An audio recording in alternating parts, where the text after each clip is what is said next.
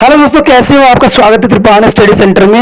आज जो हम करने जा रहे हैं +2 एनआईएस बोर्ड का चैप्टर 32 विराटा की पद्मनी। ये बहुत ही इम्पोर्टेंट जो है उपन्यास है। इसका जो लेखक है, इसका जो उपन्यास के रचयिता करता है वो है बुद्धा वन लाल वर्मा। इन्होंने बहुत ही सहजता के साथ इसकी रचना किया है और इसमें उन्होंने एक दागी कन्या कुमुद के जीवन पर आधारित, जिसको दुर्गा देवी का अवतार माना जाता है, उसके इर्द गिर्द पूरे कहानी को रखा है। उन्होंने बताना चाहा है कि किस प्रकार जो है दागी कन्या जो कि दुर्गा की अवतार मानी जाती है, किस परिस्थितियों के साथ गुजरती है और किस प्रकार जो है विराटा जो होती है बिल्कुल ही शमशान में कन्वर्ट हो जाता है और उसके पश्चात क्या होता है, ये सब जानने के लिए, समझने के लिए आपको जो है चैप्टर को और उपन्यास को समझना पड़ेगा। इसके लिए आपको मेरे साथ बना रहना पड़ेगा। लेकिन साथ में चैप्टर स्टार्ट करने से पहले एक बात जो मैं हमेशा कहता हूँ, जिसको आपको सोचना भी चाहिए, विचार भी करना चाहिए और अमल भी करना चाहिए, वो ये है कि जब भी वीडियो देखिए पूरा देखिए, क्योंकि अधूरा जानकारी सदैव खतरनाक होता है। साथ में एक इंपॉर्टेंट बात ये भी रहती है कि अगर आप पहली बार वीडियो देख रहे हो तो लाइक शेयर सब्सक्राइब जरूर कीजिए। देखिए दोस्तों, लाइक कीजिएगा तो इससे ये होता है कि बनाने वाले का जो मनोबल होता है वो बढ़ता है और आपके लिए अच्छा से अच्छा करने की सदैव कोशिश करता है। तो लाइक जरूर कीजिए और लाइक करके मुझे प्रोत्साहित कीजिए, जिससे मैं आपके लिए अच्छा से अच्छा और भी बेस्ट बना सकूं। और शेयर करना तो कहते हैं जग कल्याण के समान है। अगर आप दूसरे जरूरतमंद बच्चे हैं उनको अगर शेयर करते हैं और उन तक ये वीडियो पहुंचाते हो तो इससे ये होता है कि अगर उनकी आवश्यकता थी और वो उसी वीडियो की प्रतीक्षा में थे और आपके थ्रू वो मिल गया है तो वो आपकी शुक्रिया अदा करेंगे और आपको धन्यवाद देंगे और आपको जो है अच्छा भी कहेंगे। ठीक है, और सब्सक्राइब करना इसलिए इंपॉर्टेंट है कि आप वीडियो तब भेजोगे ना अपने दोस्तों के पास जब आपके पास ही पता लगेगा कि वीडियो उनके लिए है। तो सब्सक्राइब करोगे तभी आप तक इसका नोटिफिकेशन जो है मिलेगा और सही समय पर जो है दूसरे बच्चों को भी हेल्प कर पाओगे।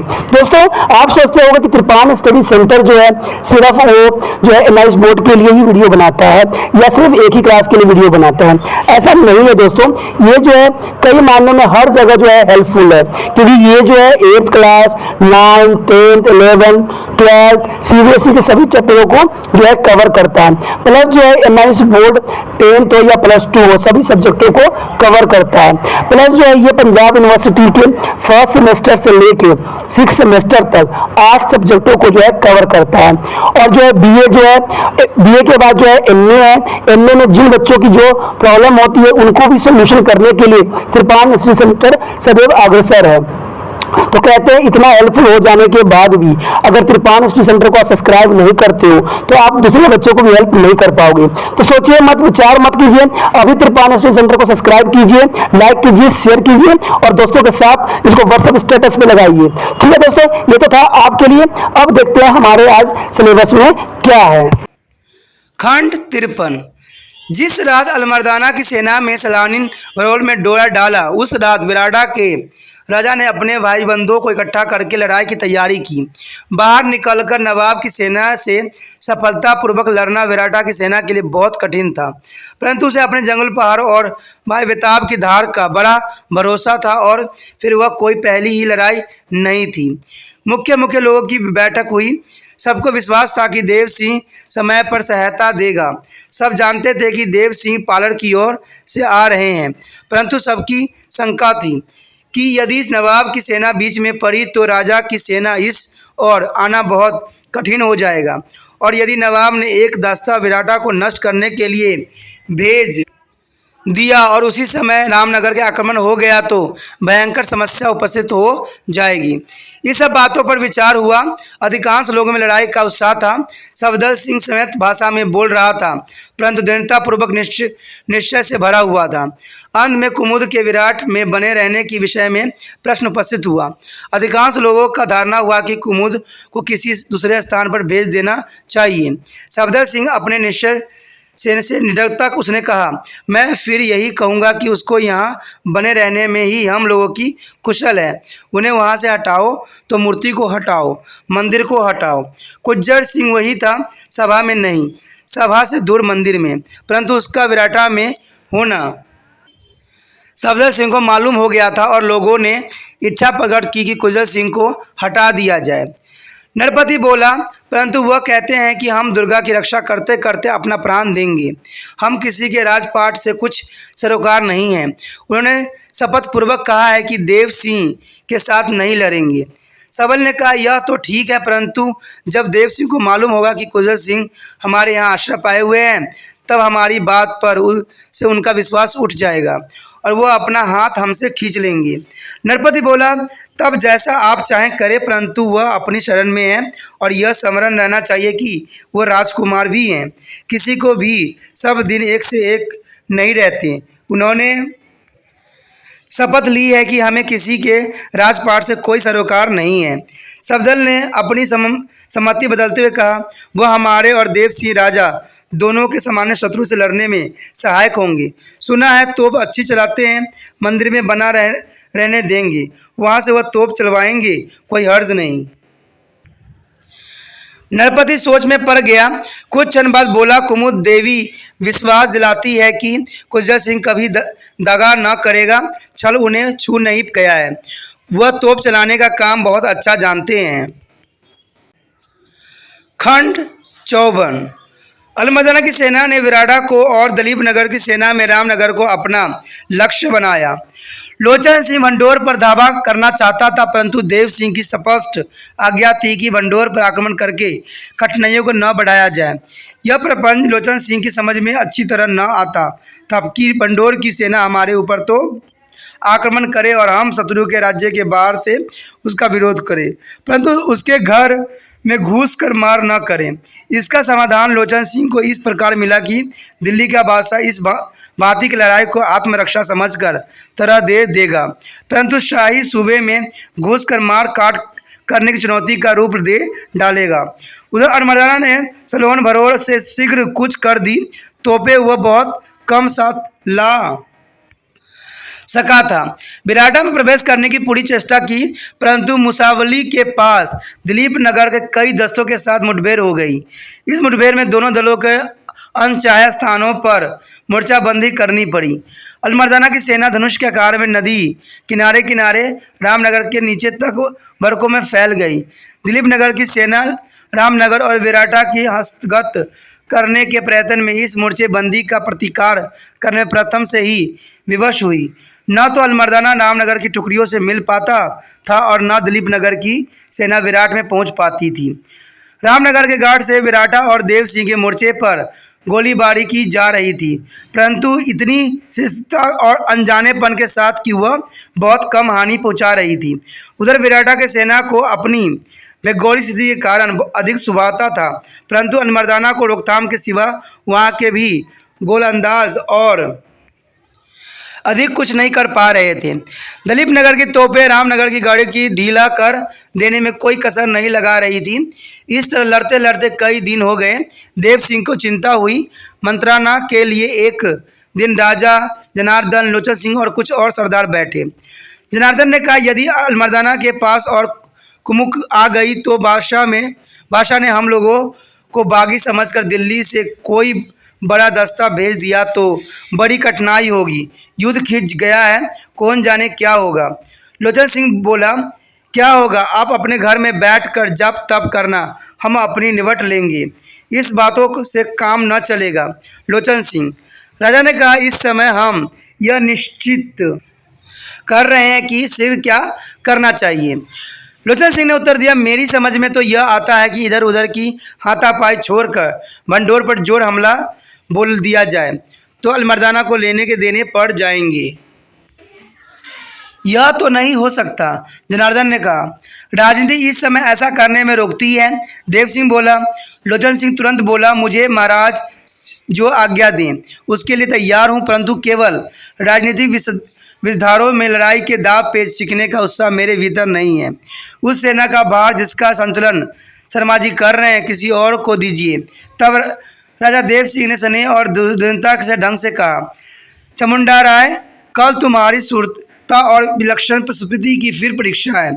लोचन सिंह बोला, क्या आज्ञा है। कल रामनगर की गढ़ में हम लोग प्रवेश कर लें। राजा ने कहा। शब्द की झंकार सब लोगों के कानों में समा गई। लोचन सिंह की आंखों से चिंगारी सी छूटी। बोला, आज्ञा का पालन होगा, परंतु 2 शर्तें हैं। राजा ने कहा, तुमने चामुंडा राय कभी आज तक वीरता प्रदर्शन में शर्त नहीं लगाई, आज नई बात कैसी? पहली तो यह कि लोचन सिंह ने उत्तर दिया, सैन्य संचालन का काम आपके हाथ में न रहे, और दूसरी यह कि मैं यदि मारा जाऊं तो मेरी लाश की मिट्टी बिगाड़ने न पावे, उसकी खोज करके शास्त्र के अनुसार दाह किया जाए, नदी में न फेंका जाए और न किसी गाड़ में डाला जाए। स्वीकृति है। राजा ने प्रसन्न होकर कहा, जनार्दन मेरे साथ रहेंगे, मैं अब इनके दस्ते का संचालन करूंगा। खंड 55। विराटा की रक्षा दृढ़ता के साथ हो रही थी। दागियों ने अपने स्थानों को बचाने के लिए प्राण की ओर लगा रखी थी। गढ़ी के भीतर आदमी बहुत अधिक न थे, तोप भी थोड़ी ही भी थी। तोपों के चलाने वाले भी चतुर न थे, परंतु उन लोगों में मर मिटने की लगन थी और विश्वास था कि देवी उनकी सहायता पर है। नदी के पश्चिमी तटवर्ती भरकोक में अलमर्दाना की सेना विराटा के गड्ढे पर आक्रमण करती थी, परंतु बेताब की धार उसे विफल मनोरथ कर देती थी। देव सिंह की सेना की चपेट के कारण अलमर्दाना को विराटा के पीस डालने का अवकाश न मिल पाता, नहीं तो विराटा के थोड़े ही बहादुरी दागी बहुत देर तक नहीं टिक सकते थे। विराटा युद्ध में कुज्जर सिंह को कोई स्थान न मिल सका था। सफदर सिंह की यह धारणा थी कि कुज्जर सिंह को हरावल में या कहीं पर भी कोई मुख्य पद देने से देव सिंह का विमुख हो जाना संभव है। ऐसी दशा में उसे मंदिर की रक्षा के काम पर नियुक्त कर दिया। कुज्जर सिंह का विराटा से निकल भागना असंभव था। सफदर सिंह को विश्वास था कि उसे वहां केवल बने रहने देने में देव सिंह अप्रसन्न न होंगे। एक दिन कुज्जर सिंह ने रामदयाल को मंदिर के पास अचानक देखा। चकित हो गया, खास खरा पहरा देते हुए भी कैसे प्रवेश पा गया। उसकी पहली इच्छा यही हुई कि तलवार के वार समाप्त कर दे, परंतु रामदयाल मुस्कुराता हुआ उसी की ओर बढ़ा। कुज्जर सिंह अपनी इच्छा पूरी करने में हिचक गया। रामदयाल ने कहा, राजा मुझे शायद अपना शत्रु समझते हैं, संभव है राजा की कल्पना सही हो। कुज्जर सिंह इस बेजोर मतलब पर दृढ़ हो गया और किंचित विरुद्ध रामदयाल ने और पास आकर कहा, परंतु आप और मैं सामान्य भाव से इस गढ़ी की रक्षा की आकांक्षी हैं। मैं अब महारानी की सेवा में नहीं हूँ, राजा देव सिंह का संदेशा लाया हूँ। रानी को किस दलदल में फंसा कर चले आए हो? कुज्जर सिंह ने कठोरता के साथ प्रश्न किया। मैंने किसी को दलदल में नहीं फंसाया है, रामदयाल ने ठड़क के साथ उत्तर दिया। मैं खुद उनके पीछे बहुत बर्बाद हूँ, बहुत मारा मारा फिर रहा हूँ। उनका मुझ पर भी विश्वास नहीं रहा, तब निकाल दिया। मैं राजा देव सिंह की शरण में गया, उन्होंने क्षमा प्रदान करके अपना लिया है और यहाँ भेजा है। राजा देव सिंह के नाते से आप भले ही मुझे अपना वैरी समझे, परंतु मैं आपके बैर के योग्य नहीं हूँ। कुज्जर सिंह ने एक क्षण सोचा। रामदयाल की बात पर उसे जरा भी विश्वास न हुआ। पूछा, क्या संदेश लाए हो? यदि क्षमा किया जाए तो कहना चाहता हूँ कि मेरा संदेशा यहाँ के राजा सफदर सिंह के लिए ही है। कुज्जर सिंह का भी जय गया। बोला, तब चलो उनके पास, मैं साथ चलता हूँ। किसी को भेजकर उन्हें यहीं बुलवा लीजिए। सबके सामने जाने से संदेश के खुलकर फैल जाने का भय है, रामदयाल ने कहा। पास ही एक तोप लगी हुई थी। गोलदास और सैनिक वहां नियुक्त थे। कुज्जर ने एक सैनिक को बुलाकर कहा, यह मनुष्य शत्रु या मित्र पक्ष का है, अभी निश्चित नहीं हो सका है, किस क्षण में इसे समझा जाए। राजा से कुछ बात करना चाहता है, उन्हें तुरंत यहाँ भेज दो, मैं इस पर तब तक पहरा लगाता हूँ। थोड़ी देर में वह सैनिक सफदर सिंह को लेकर आ गया। राजा ने उतरवाली में पूछा, क्या बात है? वो बोला, क्या मैं राजा कुज्जर सिंह के सामने कह सकता हूँ? राजा देव सिंह का संदेश है। कुज्जर सिंह ने झुंझला कर, मैं अब विराटा का शुभकांक्षी हूँ। अब जो विराटा के मित्र हैं वह मेरे मित्र हैं, जो उसके शत्रु हैं वह मेरे शत्रु हैं। सफदर सिंह बोला, तुम अपना संवाद सुनाओ। रामदयाल ने कहा, कल बड़े जोर का आक्रमण आपकी गाड़ पर होगा, अलमर्दाना की सेना का। उसका ध्यान बटाने के लिए हमारे महाराजा रामनगर पर बड़े जोर का हमला बोलेंगे। आप तोपों की बाढ़ का पक्का बंदोबस्त रखें। खंड 56। रात का समय था, काली रात। आकाश में तारे टिमटिमा रहे थे। पवन ने पैरों को चूम कर सुला सा दिया था। बेताब अचेत पत्थरों से निरंतर टकरा कर अनंत काल कल शब्द रच रच कर रह जाती थी। गुज्जर सिंह मंदिर की दीवार के पास एक टोर की आड़ में यहाँ से नदी की धार रामनगर की ओर से बह कर आई है। कंधे से बंदूक लगाए अकेला बैठा था। उत्साह था, हृदय में अपूर्ण बल प्रतीत होता था। मंदिर की रक्षा के लिए, मंदिर की विभूति के लिए दिन के गोलियां पास से निकल जाती थी। गोले धम से आकर धूल और कंकड़ों के बिखार देती थी। एक छोटी सी जगह उस युद्ध में सफदर सिंह ने दे रखी थी। उसके उस राजकुमार ने बहुत समझा, मुस्तैदी से अपने स्थान पर डटा रहता था। केवल प्रातः काल मंदिर में दर्शन के लिए जाता था और एक अद्रबार दिन में भी नरपति की कुशल क्षेम पूछने को गुफा पर पहुंच जाता था। यह टोर यहाँ एक कंबल और लोटा लेकर गुज्जर सिंह सशस्त्र डटा रहता था। उसके लिए तीर्थ स्थान सी लगने लग गई थी। परंतु उस रात मन बेचैन था। रामदयाल पिशाच है, उसकी पिशाचिकता को सफदर सिंह नहीं समझता। गोमती उसे बिल्कुल नहीं पहचानती। वह क्या आया है, वह यहाँ क्यों आया है? अवश्य अलमर्दाना का भेदी है। निस्संदेह कुछ उत्पात खड़ा करेगा। शायद विराटा को ध्वस्त करने की चिंता में हो। कुमुद इस युद्ध का लक्ष्य है। देव सिंह बचाने के लिए आ रहा है। यदि इस समय मैं दिलीप नगर का राजा होता तो देव सिंह की अपेक्षा कहीं अधिक प्रबलता और चतुरता के साथ युद्ध करता। राजा नायक सिंह के वीर्य से उत्पन्न एक हाथ भूमि के लिए जंगलों से मारा भटके और देव सिंह दिलीप नगर की सेना का संचालन करे। रामदयाल क्यों आया? वह रामदयाल जो राजा नायक सिंह की वासनाओं की तृप्ति के लिए खुल्लम खुल्ला साधन जुटाया करता था, वही जो देव सिंह का शत्रु है और साथ ही विराटा के सब लोगों का, और अवश्य ही विराट जो है निवासी सुनी कुमुद की भी। उसने मन ही मन सोचा, मैं इसके कुछ चक्रों का निवारण कर सकता हूँ, करूँगा। फिर अपनी तोपों की ओर ध्यान गया और जिस प्रयोजन से वह वहाँ स्थिति थी, वह स्वयं उस स्थान पर जिस धारणा को लेकर गाढ़ सा था, उस ओर भी ध्यान गया। गुज्जर सिंह दबे पांव गुफा की ओर गया। गुफा में निवोड़ अंधकार था। पत्थर से सटकर गुज्जर सिंह ने कान लगाया। उस तमोराशि में केवल कुछ सांसें का शब्द सुनाई पड़ता था। इस गुफा में वो देवी है। गुज्जर सिंह ने सोचा, कल्याण और रूप, सुंदरता और लव्यन वरदान और प्रेरणा की वह निधि उस कठोर गुफा के भीतर। गुज्जर सिंह और अधिक नहीं ठहरा। उसका कर्तव्य इस निधि की रक्षा का साथ संबंध था। लौट आया। मन में कहा, देवी को किसी का कोई सपना भी कभी आता होगा। खंड 57। दिलीप नगर और भंडोर की सेना एक दूसरे पर बिना बड़ा नरसंहार किए हुए तोपों और बंदूक दाग रही थी। इक्के दुक्के सैनिक लड़ भिड़ जाते थे। कभी कभी छोटी छोटी टोलियों की मुठभेड़ भी हो जाती थी, परंतु 150 हाथ भूमि उधर या उधर, इससे अधिक जय या पराजय किसी पक्ष को भी प्राप्त न हो पाती थी। अकस्मात राजा जनार्दन शर्मा, लोचन सिंह इत्यादि जो है मुसावली के निकटवर्ती नालों में इकट्ठे हो गए। आगे क्या करना चाहिए, इस पर सलाह होने लगी। लोचन सिंह ने कहा, यही गरे गरे मरना तो अब बिल्कुल अच्छा नहीं लगता। हथियार बिना चलाए ही कदाचित किसी दिन हेठो हो जाना पड़े, तब क्या किया जाए? जनार्दन ने धीरे से पूछा।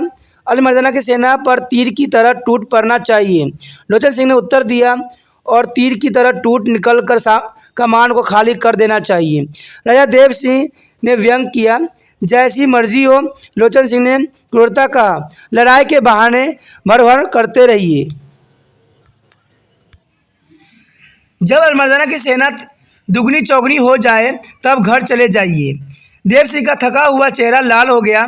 सोचने लगा। एक पल बाद बोले, आज रात तक रामनगर पर अपना झंडा फहरा सकेंगे। लोचन सिंह उत्तर देने में जरा सा हिचका। देव सिंह मौत के बदले रामनगर मिलेगा। लोचन सिंह, मैं तैयार हूँ, लोचन सिंह ने दृढ़ता के साथ कहा। जनार्दन जरा कसे स्वर में बोला, और आपको सरदार? लोचन सिंह ने कहा, मेरे साथी सरदार कुछ करने या मरने के लिए बहुत उतावले हो रहे हैं। परंतु जनार्दन उत्तेजित होकर कुछ कहना ही चाहता था कि देव सिंह ने कहा, मेरा एक मतव्य है। लोचन सिंह, क्या मर्जी है? देव सिंह रामनगर पर शीघ्र अधिकार कर लेने के लिए बढ़ना यमराज को नौतानों के बराबर है, परंतु अलमर्दाना अब धावा बोलने की अपेक्षा यह भी कहीं ज़्यादा अच्छा है। रामनगर गढ़ और तोपों हाथ में कर लेने के उपरांत अलमर्दाना से खुली मुठभेड़ करना सरल हो जाएगा। हम जितने आदमी रामनगर की ओर आज बढ़ेंगे सब अपने अपने सिर पर कफन बांधेंगे। वाह क्या वेश रहेगा! कोई देखेगा तो कहेगा कि मौत से लड़ने के लिए यमदूत आ जा रहे हैं। खंड 58। दूसरे दिन संध्या से पूर्व नित्य जैसी लड़ाई होती रही। लोचन सिंह जितने सैनिक रामनगर पर आक्रमण करने के लिए चाहता था उससे उसने मिल गए। उनके चेहरे पर उत्साह था या नहीं यह अंधेरे में नहीं दिखाई पड़ रहा था। बिल्कुल पास के देखने वाला जान सकता था कि वे लोचन सिंह के साथ होने पर भी फुसफुसाहट में मिठौली कर रहे थे और मुस्कुराते भी थे। नदी किनारे किनारे बिना पहचाने जाना असंभव था, इसलिए अपने भरकों की सीधे से कभी तौर तक और कभी भूमि पर रामनगर तक चुपचाप जाना लोचन सिंह ने तय किया था। रामनगर के नीचे पहुंचकर फिर आक्रमण करना था या मौत के मुंह में घुसना था। लोचन सिंह ने नदी में उतरने के लिए कपड़े कसे। पानी में जाने से पहले कुछ सोचने लगा। पास खड़ा एक सैनिक बोला, दाऊ जी देखते हो क्या हो, कूद पड़ो। लोचन सिंह ने कहा, जो कुछ देखना है रामनगर में देखूंगा, यहाँ देखने को रखा ही क्या है। नदी का तैरना जो सुरता का काम नहीं है, केवल बल का काम है। नदी के बहाव के विपरीत अंधेरी रात में तैरना वीरता का भी काम था और ख़ास तौर से उस समय जब किनारे पर शत्रु बंदूक धरे धांस कर रहे थे। घोर परिश्रम के पश्चात रामनगर में कुछ दूरी पर सब के सब पहुंच गए। वहां पानी चट्टानों से होकर आया है, धारा तेज बहती है। विजय प्राप्ति के लिए सुरक्षित स्थान पर इकट्ठा होना आवश्यक था, परंतु इस स्थान पर प्रकृति को पराजित करना सहज न था। टुकड़ियां तितर बितर होकर इधर उधर चट्टानों पर बैठकर दम लेने लगी। थोड़े समय पश्चात किसी पूर्ण निर्णय के अनुसार दिलीप नगर की सेना की ओर से रामनगर के ऊपर असाधारण रीति से गोलाबारी शुरू हो गई। लोचन सिंह को अपने निकट एक ऊंची चट्टान दिखाई दी जो चढ़ाव खाती हुई रामनगर किले की ओर दीवार के नीचे तक चली गई थी, परंतु बीच में तेज धार वाला पानी पड़ता था और साथ ही इधर उधर बिखरे हुए थे। एक नाव दिखाई दी। लोचन सिंह ने आवाज़ दबाकर कहा, पीछे पीछे आओ। झांस झांस की आवाज़ आगे पीछे जल्दी जल्दी हुई। तेज बहती हुई धारा पर गोलियां देर हो गई। लोचन सिंह पानी में कूद पड़ा, परंतु नाव के पास पहुंचने में धार बार बार विघ्न उत्पन्न करने लगी। लोचन सिंह को आभास हुआ कि अब की बार बचना असंभव होगा। वह धारा के खिलाफ बहुत बल लगाने लगा और धारा भी उसे जोर से झटकने देने लगी। हांफता हुआ लोचन सिंह धीरे से चिल्लाया, क्या सब मर गए? पास की चट्टान से टकराते हुए पानी के चीरते हुए आकार एक व्यक्ति ने स्पष्ट कहा, अभी तो सिर का कफन गीला भी नहीं हुआ है। शाबाश, लोचन सिंह बोला। कौन? उत्तर मिला, बुंदेला। वह सिपाही किसी दृढ़ता में इतराया हुआ था। उस धारा को पार करके नाव के पास जा पहुंचा। लोचन सिंह ने भी दुगना बल लगा दिया। वह भी नाव के नीचे जा लगा। पीछे से और सिपाही के आने की आवाज़ मालूम हुई। जो सिपाही पहले आया था उसने नाव पर चढ़ने की चेष्टा की। नाव के भीतर से किसी ने बंदूक की नाल से उसे धकेल दिया। वो नीचे गिर गया और थोड़ा सा बह गया। तब तक लोचन सिंह धमका। उसके हाथ भी वही क्रिया की गई। लोचन सिंह भी नीचे से धड़क गया। इतने में वो सैनिक आ गया और नाव पर चढ़ गया। लोचन सिंह और कुछ अन्य सिपाही भी नाव में जा घुसे। नाव में रामगढ़ के 6-7 सैनिक थे, परंतु 2 के सिवा और सब सो रहे थे। दूर की तोपों के पास की बंदूक से वे धकाए जाग न सके, परंतु नावकृतों ने धंस डालने से रस्से में बंधी हुई नाव डगमगा उठी। 2 सिपाही जो बंदूक के लिए तैयार थे चला न पाए। लोचन सिंह ने उन्हें तलवार से असमर्थ कर दिया। लोचन सिंह और उसके सिपाहियों के नाम में इतनी बंदूक ले ली और अपने पास की पिस्तौल पैरे पोंछ कर भर ली। बोर्डे सुगलाकर और उन्हें भली भांति छिपाकर किले की ओर आड़े लेती हुई यह टुकड़ियां बड़ी ऊपर से तोप आग उगलकर दिलीप नगर की सेना को जवाब देने लगी थी। कभी कभी आग की चादर सी तन जाती थी। आगे चलकर उस बातूनी सैनिक ने लोचन सिंह से कहा, अब क्या करें दाऊ जी? फाटक पर गोलियों की बाढ़ दागो। लोचन सिंह ने आज्ञा के स्वर में उत्तर दिया। वह सैनिक बिना किसी झिझक से बोला, फाटक पर बाड़ लगाने की अपेक्षा उस पर जोर का हल्ला बोलना अच्छा होगा। लोचन सिंह ने कड़वे कंठ से कहा, यह गलत कार्रवाई होगी। जो कहता हूँ सो करो, तुम अकेले फाटक पर जाकर चिल्लाओ। वह सैनिक बिना कुछ कहे सुने तुरंत फाटक की ओर दीवार को किनारे किनारे बढ़ गया। दूसरे सैनिक ने कहा, हमें भी वहीं जाकर मरने की आज्ञा हो। लोचन सिंह जरा सहमा। मौत की छाती पर सवार सैनिकों की इस बात के भीतर किसी लाने की छाया देखकर वह जरा सा लज्जित भी हुआ। बोला, हम सब वहीं चल रहे हैं। इतने में वह वाचाव सैनिक फाटक के पास पहुंच गया। तोपों की उस घुमघाम की आवाज़ खूब ऊंची करके चिल्लाया, खोलो, हम आ गए। फाटक बस रामनगर की सेना के योद्धा थे, वो घबराए। इधर बंदूक दाग घबराहट पड़ गए। उसी समय लोचन सिंह और उसकी साथी ने फाटक के पास आकर जोर से शोरगुल किया। कुछ बंदूक भी दागी। भीतरी सिपाही फाटक छोड़कर भीतर की ओर हटे। लोचन सिंह और उसकी साथी कमद की सीढ़ी लगाकर दीवार पर चढ़ गए। भीतर घमसान युद्ध होने लगा। बंदूक, तमोचे, लड़ाके और तलवारें खनके लगी।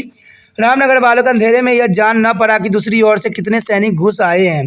फाटक खुल गया और रामनगर सेना में भागदौड़ मच गई। छोटी रानी लड़ती हुई फाटक से निकल गई। दिलीप नगर की सेना ने जोश के साथ जय जयकार किया। रामनगर में बहुत कम लड़ाके भागने से बचे। जो नहीं भागे थे उन्हें हथियार डाल दिए। लोचन सिंह की सेना के भी कई आदमी मारे गए और अधिकांश घायल भी हो गए, परंतु अपने अदृश्य उत्साह और विजय के हर्ष में घावों की पीड़ा बहुत कम जान पड़ी। वतूनी सिपाही ने लोचन सिंह से कहा, दाऊ जी, फाटक बंद कर दीजिए, अपनी सेना को जय जयकार सुनाकर बुलाइए, नहीं तो यह विजय अकारस्त रह जाएगी। लोचन सिंह ने पूछा, तुम्हारा नाम? कफन सिंह बुंदेला। लोचन सिंह ने कोई प्रत्युत्तर नहीं किया। फाटक बंद करवाकर देव सिंह का जय जयकार करता रहा। दिलीप नगर की सेना का घेरा रामनगर की बाहरी वाली सेना और अलमर्दाना वाले दस्ते से छोड़ दिया और टुकड़ियां दूर हट गई। दिलीप नगर की सेना ने रामनगर के घाट पर अधिकार कर लिया। उस अंधेरी रात में यह किसी को न मालूम होने पाया कि देव सिंह ने कब और कहां से घाट में प्रवेश किया।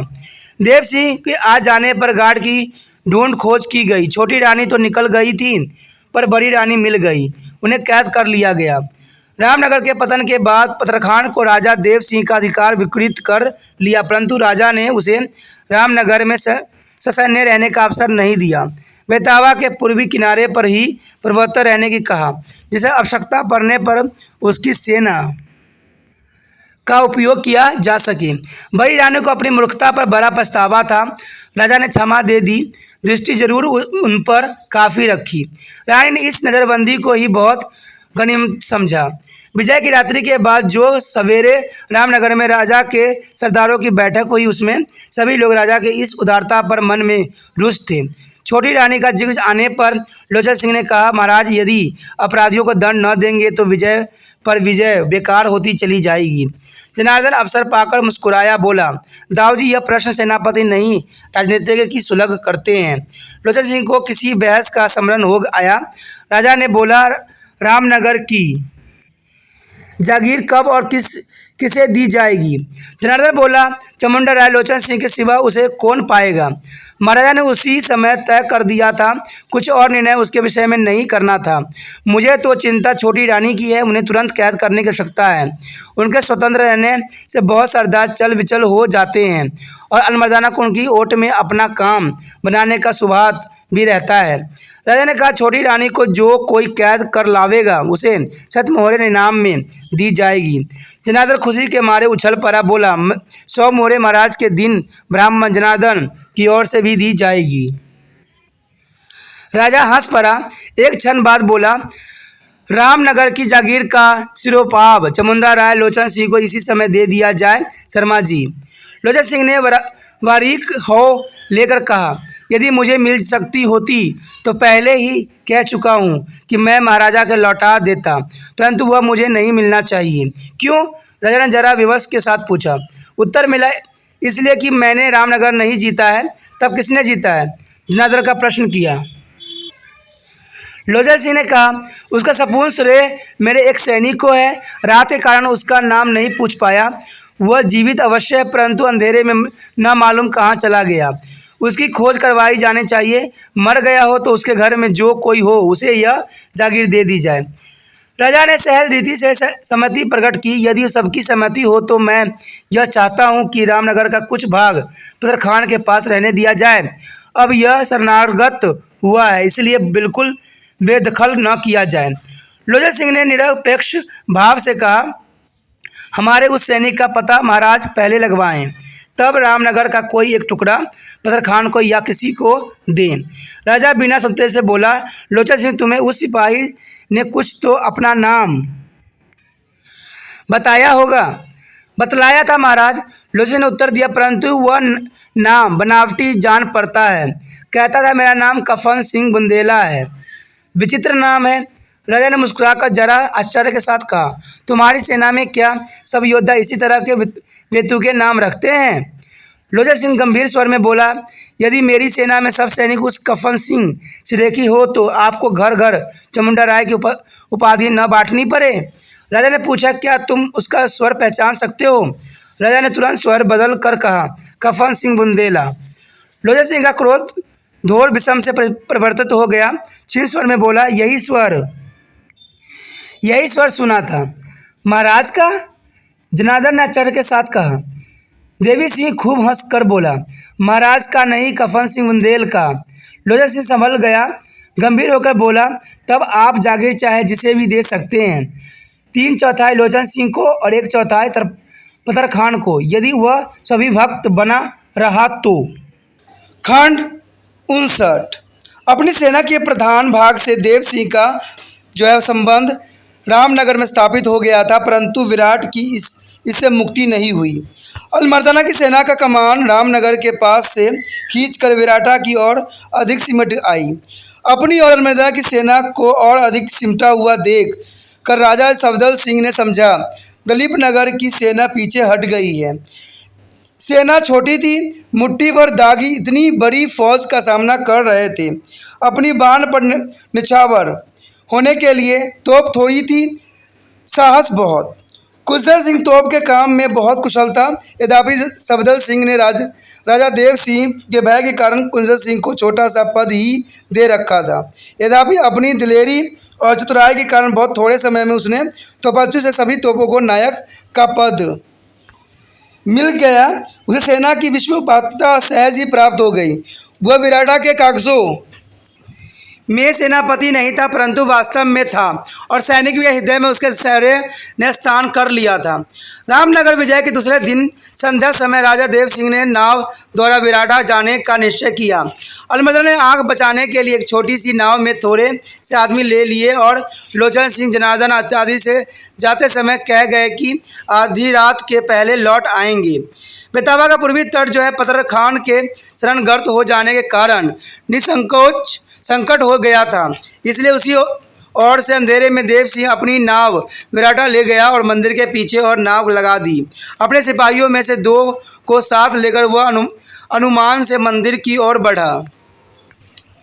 वहीं एक तोप लगी हुई थी। कुशल सिंह पास खड़ा, परंतु राजा असाधारण मार्ग से होकर आया था, इसलिए जब तक बिल्कुल पास आ न गया कुशल सिंह को मालूम न हुआ। जब देव सिंह पास आ गया, कुशल सिंह ने ललकारा और तलवार खींचकर दौड़ा। देव सिंह ने शांत परंतु गंभीर स्वर में कहा, मैं हूँ दलीप नगर का राजा देव सिंह। कुशल सिंह ने वार नहीं किया, परंतु पास के सैनिकों को सावधान करके देव सिंह के पास आगे बढ़ गया।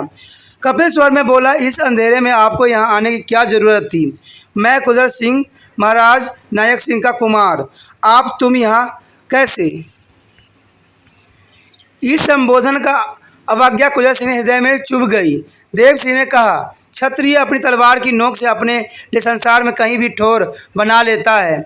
आपको विराटा का शत्रु समझा जाए या मित्र, जैसे आपकी इच्छा हो। सफदर सिंह कहाँ है? गाड़ी की रक्षा कर रहे हैं, मैं उनसे मिलना चाहता हूँ।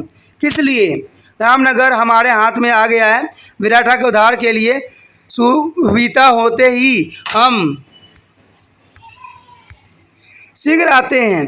तब तक अलमर्दाना का निरोध दृढ़ता के साथ करते रहें। इस बात को बतलाने के लिए यह संदेश उनके पास यथार्थ पहुंच दिया जाएगा।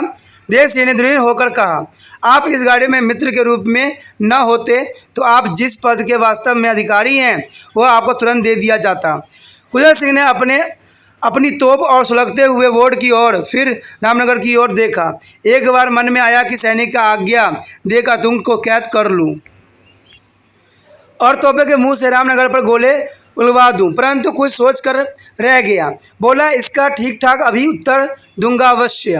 देव सिंह ने कहा, मुझे इस समय इस व्यथा विवाद के लिए अवकाश नहीं है। यदि आप सफदर सिंह के स्वयं बुला सकते हो तो बुला लाइए, नहीं तो इन सैनिकों में से कोई उनके पास चला जाए और कह दे कि दिलीप नगर के महाराज बड़ी देर से खड़े वाट जो रहे हैं। कुंजर सिंह ने दांत पीसे परंतु बड़े संयम के साथ अपने सैनिक से कहा, एक आदमी राजा के पास जाओ, जो कुछ उन्होंने कहा है उन्हें सुना देना। इसमें मुलाकात मंदिर में होगी, 4 आदमी इन्हें लेकर मंदिर में बिठाओ। इस पर एक सैनिक सफदर सिंह के पास गया और 4 देव सिंह और उनके साथियों को मंदिर में ले गए। उस समय कुंजर सिंह ने बड़े क्षोभ और क्रोध की दृष्टि से उन लोगों की ओर देखा। मन में बोला, इस भुक्खड़ भिखारी को दिमाग में इतना घमंड। दिलीप नगर के महाराज नायक सिंह के दिलीप नगर का अधिकारी, यह चोर चाहे जो हो, यदि इसके टुकड़े टुकड़े न किए तो मनुष्य नहीं। एक सैनिक ने कुंजर सिंह से सावधानी जताने के लिए कहा, यह शायद देव सिंह न हो, नवाब के आदमी हो, वेश बदल कर आया हो। कुंजर सिंह बोला हूँ। सिपाही कहता गया, मंदिर को कहीं ये लोग अपवित्र न कर दे। देव की पुजारिन कुंजर सिंह के आग्रह सा होकर कहा, तुमने कैसे अनुमान किया? मैं खूब जानता हूँ। वह बोला, ये लोग मूर्ति तोड़ डालते हैं, स्त्रियों को जबरदस्ती पकड़ कर ले जाते हैं। उसके साथ ही 2 आदमी भी हैं, नाव में बैठ कर आए होंगे। पठारी के नीचे नाव लगाई होगी, उसमें और आदमी भी होंगे। तमक कर कुंजर सिंह ने कहा, और हमारे सिपाही क्या उन लोगों के गुलाम हैं जो उन्हें उत्पात करने देंगे?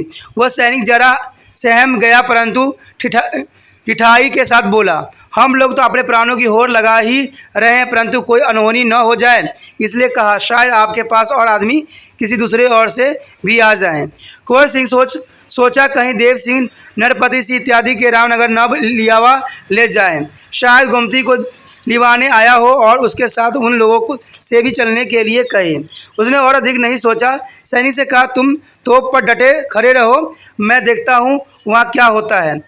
राजा सफदर सिंह मंदिर में थोड़ी देर में आते होंगे, वहाँ मेरी उपस्थिति आवश्यक होगी। थोड़ी देर में वो मंदिर की द्वार पर पहुंच गया। वहाँ पहरे पर सिपाही थे जो आदमी कुंजर सिंह से देव सिंह के साथ किए थे, वो भी पहरे वाले सिपाहियों के साथ रह गए। भीतर कुछ बातचीत हो रही थी। कुंजर सिंह ने सोचा वही चलकर सुनूं। पहरे वाले सिपाही से पूछा, सफदर सिंह आ गए या नहीं? मालूम हुआ अभी नहीं आए हैं। कुंजर सिंह और आगे बढ़ा। अभी कुमुद इत्यादि मंदिर छोड़कर अपनी खो में नहीं गई थी, परंतु आंगन में अंधकार छाया हुआ था। केवल मूर्ति के पास घी का एक छोटा सा दीपक टिमटिमा रहा था। उसी जगह बातचीत हो रही थी। कुंजर सिंह पहले तो ठिठक, फिर सोचा सफदर सिंह आने तक बातचीत के लिए आगे न बढ़ूं, परंतु उसने यह विचार शीघ्र बदल दिया। मन में कहा, देव सिंह सरीखा आदमी इन लोगों से क्या बातचीत करता, उसे छिप कर सुनने में कोई दोष नहीं है। जरा आगे बढ़कर एक कोने में छिपे छिपे कुंजर सिंह वहाँ की बातचीत सुनने लगा। खंड 60। देव सिंह अपने दोनों सैनिकों को लिए हुए मंदिर में चला गया। मूर्ति के पास दीपक टिमटिमाता हुआ देखकर आगे बढ़ा। सबसे पहले नरपति सिंह मिला। उसने अचकचा का पूछा, आप लोग कौन हैं? देव सिंह ने उत्तर दिया, आप लोगों के मित्र। देव सिंह बैठने के लिए उपयुक्त स्थान देखने लगा। नरपति एक क्षण चुप रहकर जरा जोर से बोला, आपका नाम? थोड़ी देर में अपने आप प्रकट हो जाएगा, देव सिंह ने जरा बेतकल्लुफी के साथ कहा। इतने में रामदयाल आ गया। पहले उसे संदेह हुआ, फिर सोचा असंभव है। विश्वास के दृढ़ करने के लिए जरा और आगे बढ़ा। पहचानने में विलम्ब नहीं हुआ, तुरंत पीछे हटने की ठानी, परंतु देव सिंह ने पहचान लिया। बोले, रामदयाल महाराज। अनायास रामदयाल के मुंह से निकल पड़ा। देव सिंह ने कहा, बड़ा आश्चर्य है, तू यहाँ कैसे आया और कौन तेरे साथ है? राजा ने बहुत सेंध भाव से प्रश्न किया था, परंतु आत्मगौरव से प्रेरित प्रश्न का स्वर काफ़ी ऊंचा होकर कहा, जरा प्रखर स्वर में पूछा, जनता है रामदयाल, यह मंदिर है और मैं? महाराज मैं निरपराध हूँ, मैंने क्या किया है? तूने जो कुछ किया है उसका भरपूर पुरस्कार मिलेगा। तेरी सरीके नराधम की अपवित्र देह कम से कम इस देवालय में नहीं आना चाहिए थी। फिर देव सिंह ने स्वर की कक्षता को कम करके पूछा, मंदिर की अष्टध्वति कहाँ है? रामदयाल संभल कर बोला, जिस मंदिर की रक्षा के लिए हिंदू प्राण हथेली पर रखे फिर रहे हैं, उसकी रक्षा के लिए हम लोग भी यहाँ जमा हैं। हम लोग? देव सिंह आपे से बाहर होकर बोले, बदमाश नीच, यहाँ से हटना मत। मैं स्वामी भक्त हूँ। भराए हुए गले से रामदयाल बोला, मैं स्वामी धर्मी हूँ। मुझे केवल मंदिर की अधिनिष्ठित की रक्षा अभिष्ट नहीं है, किंतु जिनके एक संकेत मात्र से मैं अपना सिर धुरे पर काट कर फेंक सकता हूँ, उनकी भी रक्षा वांछनीय है। और यही कुछ दिनों से मेरा अपराध आपकी दृष्टि में रहा है। कोई उत्तर न देकर देव सिंह ने दूसरा प्रश्न किया, राजा सफदर सिंह का निवास स्थान क्या यहाँ से बहुत दूर है? रामदयाल ने उत्तर दिया, जरा दूर है, मैं बुला लाऊं, जाता हूँ। नहीं, कदापि नहीं, देव सिंह ने करक का कहा। यहीं खड़ा रहा। रामदयाल हट नहीं पाया। आधे क्षण उपरांत देव सिंह ने उसी वेग से फिर पूछा, वह स्त्री कहाँ है? रामदयाल एक दृढ़ निविश्वास परित्याग कर बोला, वह बेचारी आफत की मारी पदवचिंत है और कहाँ होगी? क्या? कहाँ छिपाया है? यहाँ, और जो कुछ मन में हो सो कर डालिए। क्योंकि नहीं, गोमती ने पीछे से आ कर कहा। आंचल के सामने के नीचे छोर पर दोनों हाथ बांधे गोमती बेघर राजा के सामने आकर खड़ी हो गई। देव सिंह ने गोमती को पहले कभी नहीं देखा था। घटना की आकस्मिकता से वह चकित हो गया। रामदयाल पर आंख अपने आप जा पड़ी। वह शायद पहले से तैयार था। बोला, महाराज ने शायद न पहचान पाया हो, परंतु मैं विश्वास दिलाती हूँ कि बहुत दिन कष्ट में बीते हैं। महारानी ने कष्ट में जीवन बिताना अच्छा समझा, परंतु स्वाभिमान के विरुद्ध अपने आप आपके पास जाना उचित नहीं समझा। गोमती क्रुद्ध होकर बोली, रामदयाल, तुम मेरे लिए कुछ भी मत कहो। वह धर्मशास्त्र को बहुत अच्छी तरह जानते हैं, समान धर्म का वीरों की तरह निर्वाह करते हैं। जो कुछ शेष रह गया हो उसे भी कह डालने दो, मेरे बीच में मत पड़ो।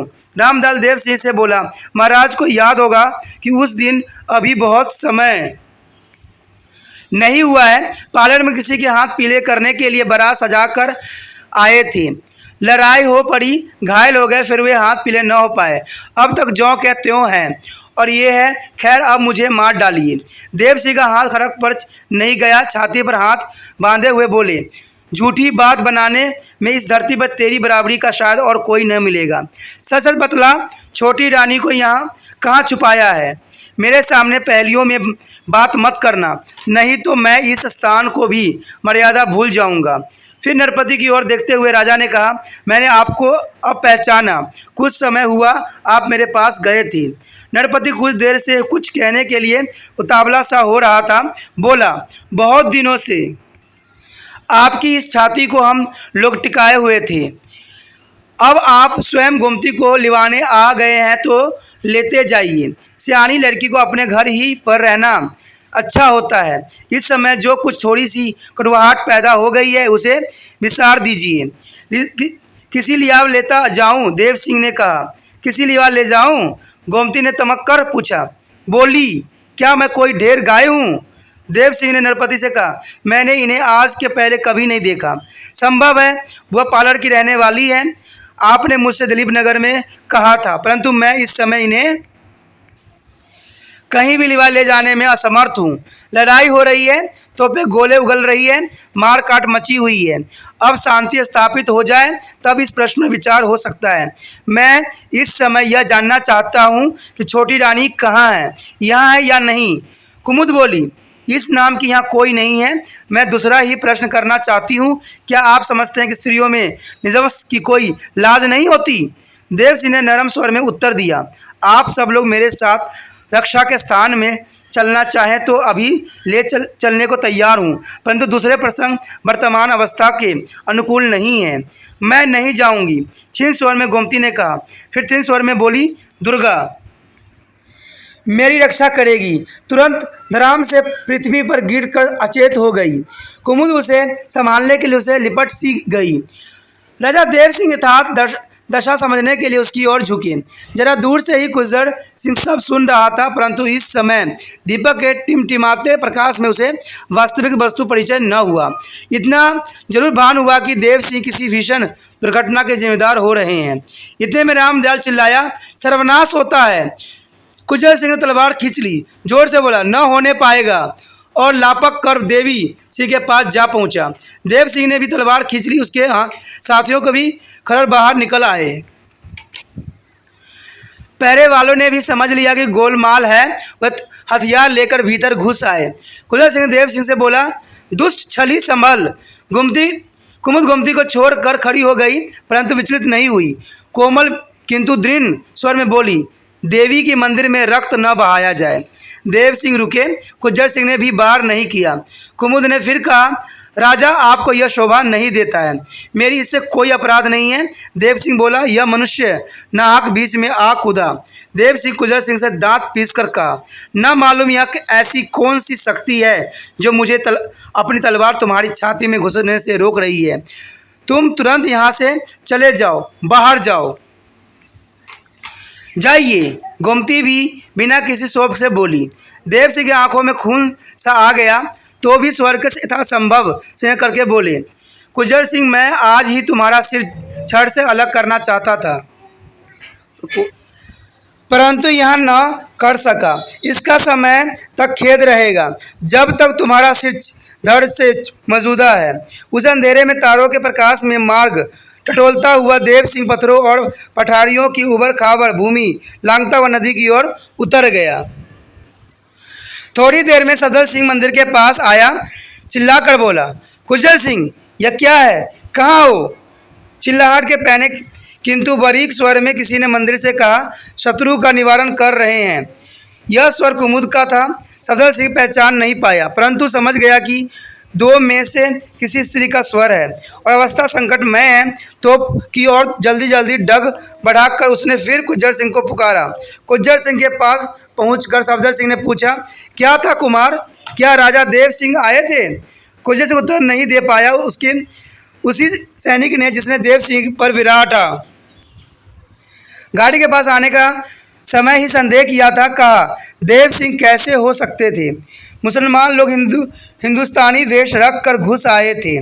मैंने उसी समय कह दिया था, परंतु कुंवर की विश्वास था कि दलीप नगर के राजा ही हैं। इसके साथ कुछ बातचीत भी हो पड़ी थी, न मालूम के उसी समय काट कर नहीं डाल दिया। मुसलमान थे? सफदर सिंह ने आश्चर्य से कहा। पठारी पहरा कमज़ोर हो गया था। न सिपाही तुरंत बोला।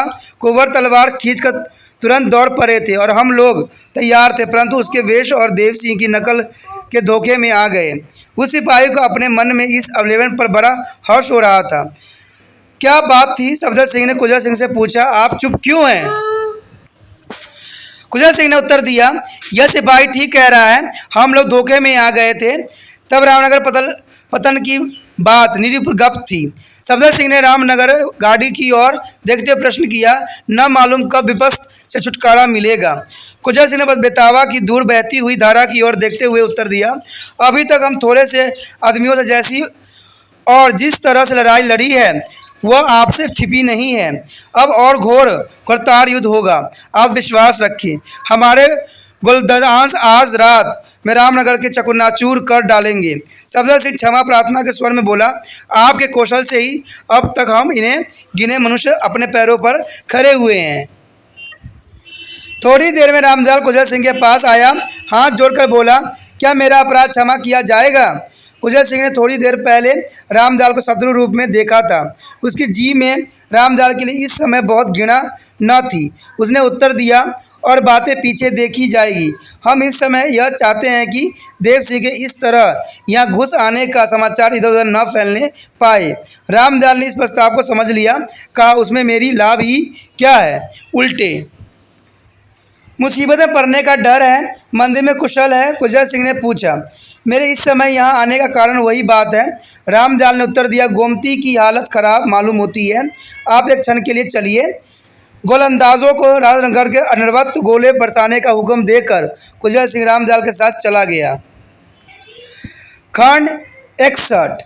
कुमुद गोमती का सिर अपनी गोद में रखे टटकील बांधे गुज्जर सिंह की ओर देख रही थी, मानो काफ़ी समय से उसकी प्रतीक्षा कर रही हो। गुज्जर सिंह ने बड़ी उत्कंठा के साथ कुमुद से पूछा, अवस्था बहुत बुरी तो नहीं है? कोमलतापूर्ण कंठ से कुमुद बोली, बहुत बुरी तो नहीं है जान पड़ती, परंतु कुछ उपचार अवश्य है। बहुत सहन स्वर में गुज्जर सिंह ने कहा, आज्ञा हो। गोमती की ओर देख कर कुमुद बोली, यह दुखिणी है और कोमल है, हम लोगों का कुछ ठीक नहीं, यहाँ क्या हो। शीघ्र अच्छी हो जाएगी, परंतु अच्छे होते ही इसे किसी सुरक्षित स्थान में पहुँचा देना चाहिए। पहुँचा दिया जाएगा, गुज्जर सिंह ने उत्तर दिया। गुज्जर सिंह कुछ और कहता, परंतु कुमुद ने रोक कर पूछा, वह यहाँ तक कैसे आए? चारों ओर मुसलमान और उसके सहायक की सेनाओं रुकी हुई है। कुमुद के साथ वह छल नहीं कर सकता था। बहुत फरीक आह को दबाकर उसने उत्तर दिया, रामनगर पर उसका अधिकार हो गया है, कम से कम वह कहता यही था, इसलिए शायद यहाँ तक चला आया। कुमुद ने कहा, आपकी तोपों किस ओर गोले फेंक रही है? रामनगर पर, गुज्जर सिंह का सहज उत्तर था। कुमुद ने अपने आंचल से गोमती पर हवा करते हुए कहा, मैं भी यही सोच रही थी। क्यों? गुज्जर सिंह ने जरा डरते हुए प्रश्न किया। कुमुद बोली, आपके कभी न कभी देव सिंह से लड़ना ही पड़ेगा, परंतु अवस्था कुछ भयानक हो जाएगा। मैंने एक उपाय सोचा है, गुज्जर सिंह ने कहा। मुझे एक चिंता सदा लगी रहती है। आंख नीचे किए हुए कुमुद से पूछा, क्या? यह खोए सुरक्षित नहीं है? किसी दूसरे स्थान पर आपको पहुंचाकर फिर निश्चितता के साथ यहाँ लड़ता रहूँगा। मैं नहीं जाऊँगी, कुमुद ने धीरे से कहा। मैं नहीं जाऊँगी, क्षीण स्वर में अचेत गोमती बोली। कुमुद चौंक पड़ी। गोमती अचेत थी? कुमुद बोली, आपके लिए यही स्थान सुरक्षित है तो मेरे लिए भी। फिर मुस्कुराकर कहा, मुझे आपके तोपों पर विश्वास है। गुज्जर सिंह देह भर में रोमांच हो आया। उसे ऐसा जान पड़ा मानो आकाश के नक्षत्र तोड़ लाने की समर्थ रखता हो। कुछ कहना चाहता था, अवक्का रह गया। उसी समय नरपति और रामदयाल के आने की आहट मालूम हुई। कुमुद ने जल्दी से कहा, यदि रामदयाल अविश्वसनीय हो तो उसके सहारे गोमती को नहीं छोड़ना चाहिए। औषधि उपचार के बाद गोमती को चेत आने लगा।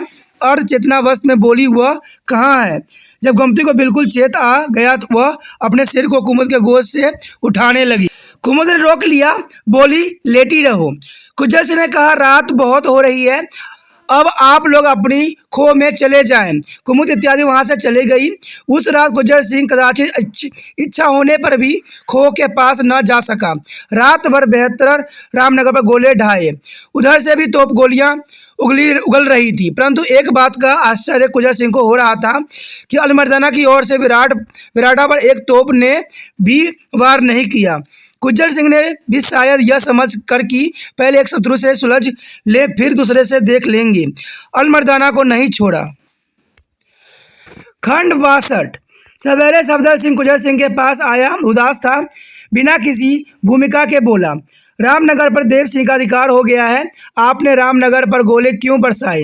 गुज्जर सिंह ने उत्तर दिया, पहले मेरे मन में भी कुछ इसी तरह का कल्पना जागी थी, परंतु मुझे विश्वास हो गया कि रामनगर पर अभी देव सिंह का दखल नहीं हुआ है। परंतु नरपति सिंह दूसरी की ही बात कहते, वह धोखे में आ गए, और गोमती, वह भी, रामदयाल भी, वह छद्मवेश में था। रामदयाल कहता था कि धोखा सा था। मान लीजिए देव सिंह नहीं थे तो वह इस तरफ क्यों और कैसे आए? कैसे आए हुए लोग सो तो आपको मालूम ही हो चुका है, परंतु उस व्यक्ति के देव सिंह होने में बिल्कुल संदेह है। खैर एक दिन में मालूम हो जाएगा, परंतु यदि वास्तव में रामनगर देव सिंह के अधिकार में है तो उस और गोलाबारी करना आत्मघात के समान होगा, और यदि रामनगर अलीमर्दाना या रानियों के हाथ में है तो उस गढ़ पर गोले न चलाना आत्मघात से भी बुरा सिद्ध होगा। गुज्जर सिंह ने अपनी बात की पुष्टि का प्रण कर लिया था। बोला, यदि आपकी इच्छा हो तो मैं तोपे का मुंह मुड़का दूं। सफदर तोपे का कुल भार गुज्जर सिंह को सौंप चुका था। वह सहमत न हुआ। कहा, तोपों के संचालन का संपूर्ण कार्य आपके हाथ में है, मैं हस्तक्षेप नहीं करना चाहता। असली बात एक अर्ध दिन में ही मालूम हो जाएगी। यदि वास्तव में रामनगर देव सिंह के अधीन हो गया है तो कुछ न कुछ समाचार किसी न किसी प्रकार हमारे पास बिना आए न रहेगा। तब तक आपको जैसा उचित जान पड़े करिए। आँख से ओझल होते हुए सफदर को गुज्जर सिंह ने देखा। सरल दृढ़ व्यक्ति गुज्जर के झूठ बोलने के कारण अपने ऊपर बड़ी ज्ञालीन हुई। तुरंत ही उसने मन में कहा, इसने जितना विश्वास मेरा कर रखा है उससे कहीं अधिक मूल्य इसे दूंगा। इस गाड़ी की रक्षा में अंतिम सांस की होड़ लगाऊंगा। इसे भ्रम में डालने की सिवा कोई और उपाय न सूझा। क्या करूं? देव सिंह ने झूठ बोलने के लिए विवश किया है। खंड 63। रामदल भी छोटी रानी के डेरे पर पहुंचा। कलापी के सेना की छवनी को एक सुरक्षित कोने में एक छोटा सा तब्बू खड़ा था। उसी में छोटी रानी अपने कुछ आदमियों के साथ थी। भागकर जब रामनगर में रानी आई थी तब से अब उनकी गौरव में और भी कमी हो गई थी। रामदयाल को देखकर रानी ने कहा, इन दिनों कहाँ छिपा था? रामदयाल ने कुछ डरते हुए हाथ जोड़कर उत्तर दिया, मैं विराटा में जासूस के काम पर नियुक्त था। वहाँ क्या जासूसी की? देव सिंह का सेवक बनकर कुछ समय तक रहा। गुज्जर सिंह ने कल पहचान लिया। लगभग उसी समय देव सिंह भी वहाँ आ गए। उन्होंने भी पहचान लिया। दोनों के लड़ा भिड़ा कर यहाँ चला आया हूँ। देव सिंह रामनगर चले आए हैं और अब गुज्जर सिंह रामनगर पर गोले बरसा रहे हैं। अपनी दशा की याद करके रानी ने कहा, अब और किसी के हाथ से कुछ होता नहीं दिखाई देता है। यदि दिलेर आदमियों की एक छोटी सी सेना मुझे मिल जाए तो मैं कुछ करके दिखला दूं। क्या गुज्जर सिंह अपना पुराना पागलपन छोड़कर हमारा साथ देने को तैयार हो जाएगा? रामदयाल ने उत्तर दिया, गुज्जर सिंह का पागलपन अब और बढ़ गया है, जिसे विराटा में देवी का अवतार या देवी की पुजारी बतलाया जाता है, वह उसके कुल कर्तव्य के लक्ष्य है। नवाब की एक बड़ी सेना शीघ्र यहाँ आने वाली है। धीरे स्वर में छोटी रानी बोली, अब वही एक धारा है। मुझे चाहे राज्य न मिले, गुज्जर सिंह राजा हो जाए या कोई और, परंतु देव सिंह और वह पिचासर जनार्दन धूल में मिल जाए। रामदल मेरा प्रण न पूरा हो पाया। यदि मेरे मरने से पहले कम से कम जनार्दन का सिर काट लाता तो मुंह मांगा इनाम देती, परंतु तेरे किए कुछ न हुआ। रामदयाल उत्साहित होकर कहा, नहीं महारानी, जनार्दन का सिर अवश्य किसी दिन काट कर आपके सामने पेश करूंगा। खंड 64। बिराड़ी घाट पर गोलीबारी बढ़ गई। गुज्जर सिंह के तोपें उत्तर देने लगी, परंतु गुज्जर सिंह ने 1 घंटे के भीतर ही देख लिया कि समस्या अत्यंत विकट हो गई है और अधिक समय तक विराटा की गाड़ी को सुरक्षित रखना संभव न होगा। तोपे के ऊपर अपने चुस्त तोपचोइयों को छोड़कर वह कुमुद के पास गया। खो में इस समय नरपति न था। गुज्जर सिंह ने धीमे स्वर में कहा, विदाई मांगने आया हूँ। कुमुद उसके असाधारण तने हुए नेत्र देखकर चकित हो गई। कोमल स्वर में पूछा, क्यों, क्या? अंतिम विदाई के लिए आया हूँ। आज की संध्या देखने का अवसर मुझे न मिलेगा। 4-6 घंटे में यह गढ़ ध्वस्त हो जाएगा और रामनगर की सेनाएं प्रवेश करेगी। कुछ डर मत करना, खो में ही बना रहना। कोई सेना आपका अपमान नहीं कर सकेगा। कुमुद कुछ चुप रही, स्वर को संयत करके बोली, दुर्गा कल्याण करेगी, विश्वास रखिए। दुर्गा और आपका विश्वास ही तो मुझसे काम करवा रहा है। गुज्जर ने कहा, इसलिए आपसे इसी समय विदा मांगने आया हूँ। दुर्गा से मरते समय विदा मांगूंगा। कुमुद की आंखें तरल हो गई। ऐसा शायद ही कभी पहले हुई हो, जैसे गुलाब की पंखुड़ियों पर बड़े बड़े ओस कण छलक आए हों। उन्होंने किसी तरह छिपाकर कुमुद से कंपित स्वर में कहा, मैं आपके साथ चलूंगी। मेरे साथ? सिपाही गुज्जर बोला, नहीं कुमुद, यह न होगा। गोलियों की वर्षा हो रही है, उस संकट में आपको नहीं जाने दूंगा। मैं चलूंगी। कुमुद की आंखों में अब आंसू न थे। गुज्जर ने दृढ़ता के साथ कहा, देवी सिंह की महत्वाकांक्षा पर मुझे बलिदान होना है, आपको नहीं। आप इसी खोमे में रहे, अभी मत जाओ। क्षीण स्वर में कुमुद ने कहा, जरा ठहर जाओ, गोलाबारी थोड़ी कम हो जाने दो। और बड़े स्नेह की दृष्टि से कुमुद ने गुज्जर के प्रति देखा। गुज्जर सिंह उत्साहपूर्ण स्वर में बोला, मैं अभी थोड़ी देर और नहीं मरूंगा। देव सिंह के सिर पर तलवार बजाकर फिर मरूंगा। कुमुद चुप रही। जल्दी जल्दी उसकी सांस चल रही थी, आंख नीचे किए हुए खड़ी थी। गुज्जर सिंह भी चुप था। तोप की धूम धड़ाल आवाजें आ रही थी। कुछ क्षण बाद गुज्जर ने कहा, तुम मेरे हृदय की अष्टधात्री हो, मालूम है? कुमुद का सिर न मालूम जरा सा कैसे हिल गया। आंख फिर तरल हो गई। तुम मेरी हो? अवेश्यक स्वर में गुज्जर ने प्रश्न किया। कुमुद ने उत्तर नहीं दिया। गुज्जर सिंह ने उसी स्वर में फिर प्रश्न किया, मैं तुम्हारा हूँ। कुमुद नीचा सिर किए खड़ी रही। गुज्जर सिंह ने बड़े कोमल स्वर में प्रस्ताव किया, कुमुद, एक बार कह दो कि तुम मेरी हो और मैं तुम्हारा हूँ। संपूर्ण विश्व मानो मेरा हो जाएगा और देखना कितने हर्ष के साथ मैं अब प्राण विसर्जन करता हूँ। कुमुद ने सिर नीचा किए ही कहा, आप अपने तोपों को जाकर संभालिए, मैं दुर्गा जी से आपकी रक्षा और विजय के लिए प्रार्थना करती हूँ। कुजर सिंह ने हंसकर कहा, उसके विषय में तो दुर्गा ने पहले ही कुछ और तय कर दिया है। किसी पूर्व स्मृति से कुमुद के हृदय पर एकाएक चोट की। दुर्गा ने पहले ही कुछ और तय कर दिया है। इस वाक्य में कुमुद के कलेजे में वर्छी सी छेद दी। वह विस्फादित लोचन को कुजर की ओर देखने लगी। चेहरा एकाएक कुमला गया, होठ कांपने लगे। उसे ऐसा जान पड़ा जैसे लड़खड़ा कर गिरना चाहती हो। सहारा लेकर बैठ गई, दोनों हाथों से सिर पकड़ लिया। कुजर सिंह पास आकर उसके सिर पर हाथ रखा। क्या हो गया कुमुद? घबराओ मत। तुम दूसरे को धैर्य बंधाती हो, स्वयं अपना धैर्य स्थिर करो। संभव है मैं आज की लड़ाई में बच जाऊं। कुमुद फिर स्थिर हो गई, बोली, मैं आज लड़ाई में तुम्हारे साथ ही रहूंगी। मानो कुजर सिंह कुछ क्षण कोई उत्तर न दे पाया। कुमुद ने फिर कहा, वहाँ पास रहने से आपके कर्तव्य पालन में विघ्न न होगा और मैं दुर्गा की प्रार्थना भी कर सकूंगी। कुजर बोला, केवल एक बात मुंह से सुनना चाहता हूँ। बहुत मधुर स्वर में कुमुद ने पूछा, क्या? तुम मुझे भूल जाना। नीचा सिर किए हुए कुमुद ने कुजर की ओर देखा। थोड़ी देर देखती रही, आंखों से आंसू की धार बह चली। कभी स्वर में कुजर सिंह ने पूछा, बुला सकोगी? कुमुद के होंठ कुछ कहने के लिए हिले, परंतु खुल न सके। आंख से और भी अधिक वेग से प्रवाह उमड़ा। कुजर सिंह की आंख भी झलक आई। बड़ी कठिनाई से कुजर सिंह के मुंह से ये शब्द निकले, प्राण प्यारी कुमुद, सुखी रहना। एक बार मेरी तलवार की मुठ छू दो। तुरंत कुमुद उसके सन्निकट आकर खड़ी हो गई। उसका एक कोमल कर कुजर सिंह की कमर में लटकती हुई तलवार की मुठ पर जा पहुंचा और दूसरा उसके उन्नत भाल को छूता हुआ उसके कंधे पर जा पड़ा। ऊपर गोले सया कर रहे थे तो पक्षियों के कुजर सिंह को पुकारा। कुजर ने अपना एक हाथ कुमुद के पीठ पर धीरे से रखा और फिर जोर से उसे हृदय से लगा लिया। कुमुद ने अपना सिर कुजर के कंधों पर रख दिया। तपस्वियों के कुजर सिंह को फिर पुकारा।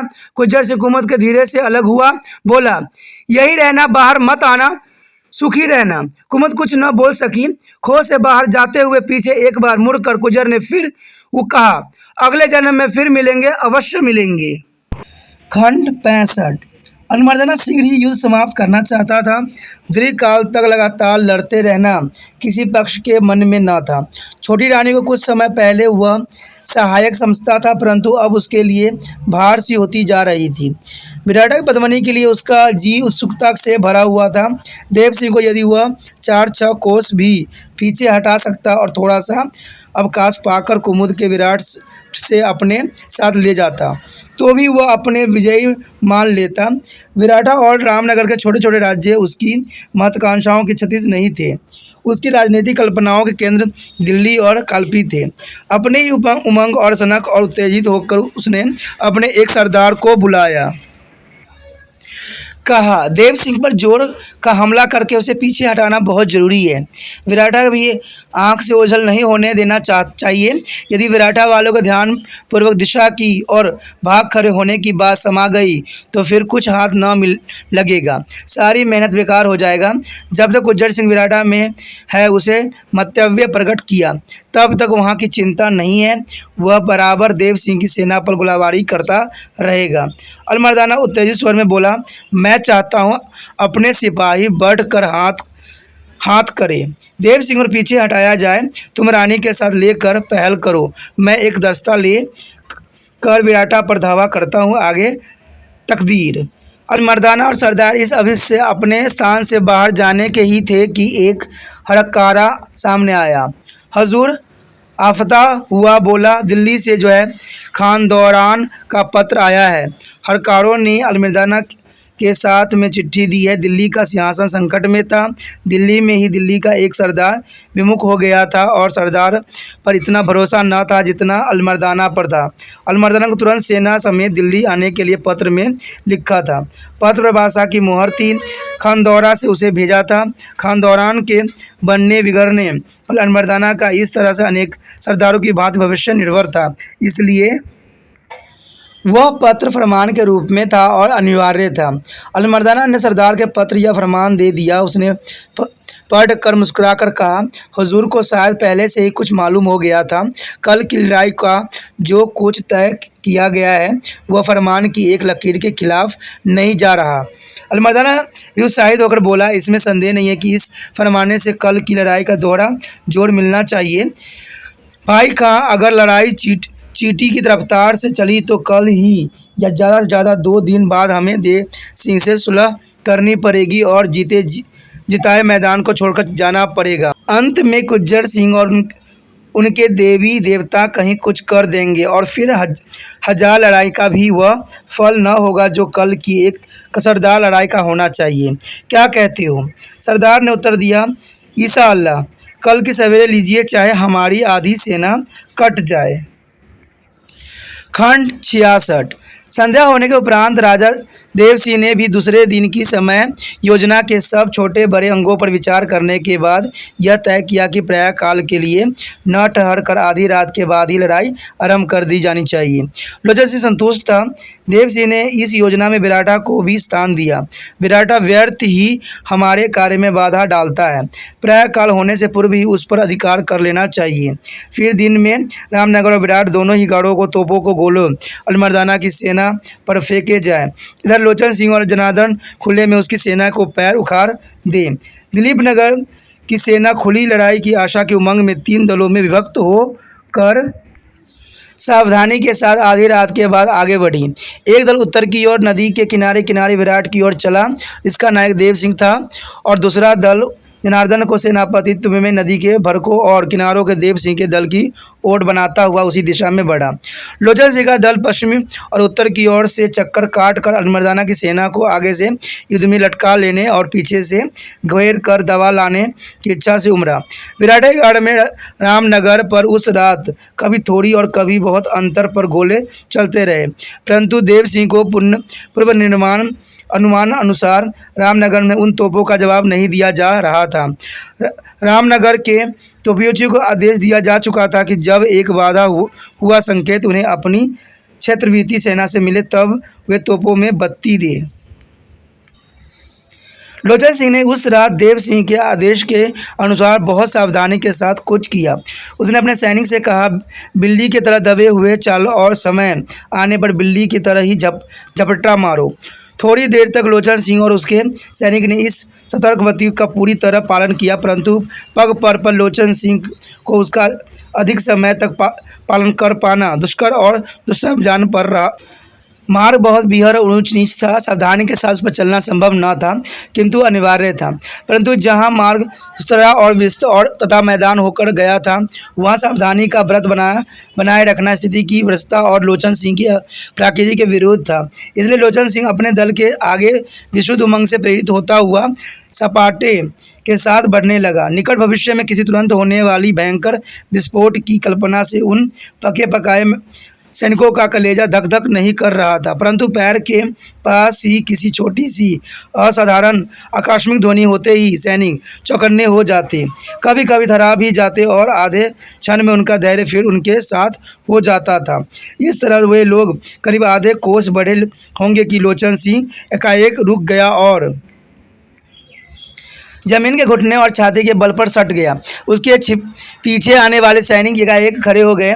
उनके चलते रहने से जो शब्द हो रहा था वह मानो सिमट कर केंद्रीय हो गया और एक बड़ी गूंज सी उस जंगल में उठकर फैल गई। आकाश में चंद्रमा न था, बड़े बड़े और छोटे छोटे तारे प्रवाह में डूबते उतरते से मालूम पड़ रहे थे। छोटे तारे चिमटिमा रहे थे, तरीकियाँ अपनी रेखामयी आभा आकाश पर खींच रही थी। पंछी भरभरा कर वृक्षों से उड़ जाते थे। आकाश के तारे के टिमटिमाहट की तरह झिंगुरों की झंकार अनवरत थी। लोचन सिंह ने अपनी पास खड़े हुए सैनिक का पैर दबाया। लोचन सिंह के इस असाधारण ढंग से उस सैनिकों को तुरंत यह साधारण हुई कि कोई बड़ा विकट संकट सामने है। वह भी घुटने और छाती के बल पर पृथ्वी से सट गया। लोचन सिंह के पास अपना कान ले जाकर धीरे से बोला, दाऊजी क्या हुआ?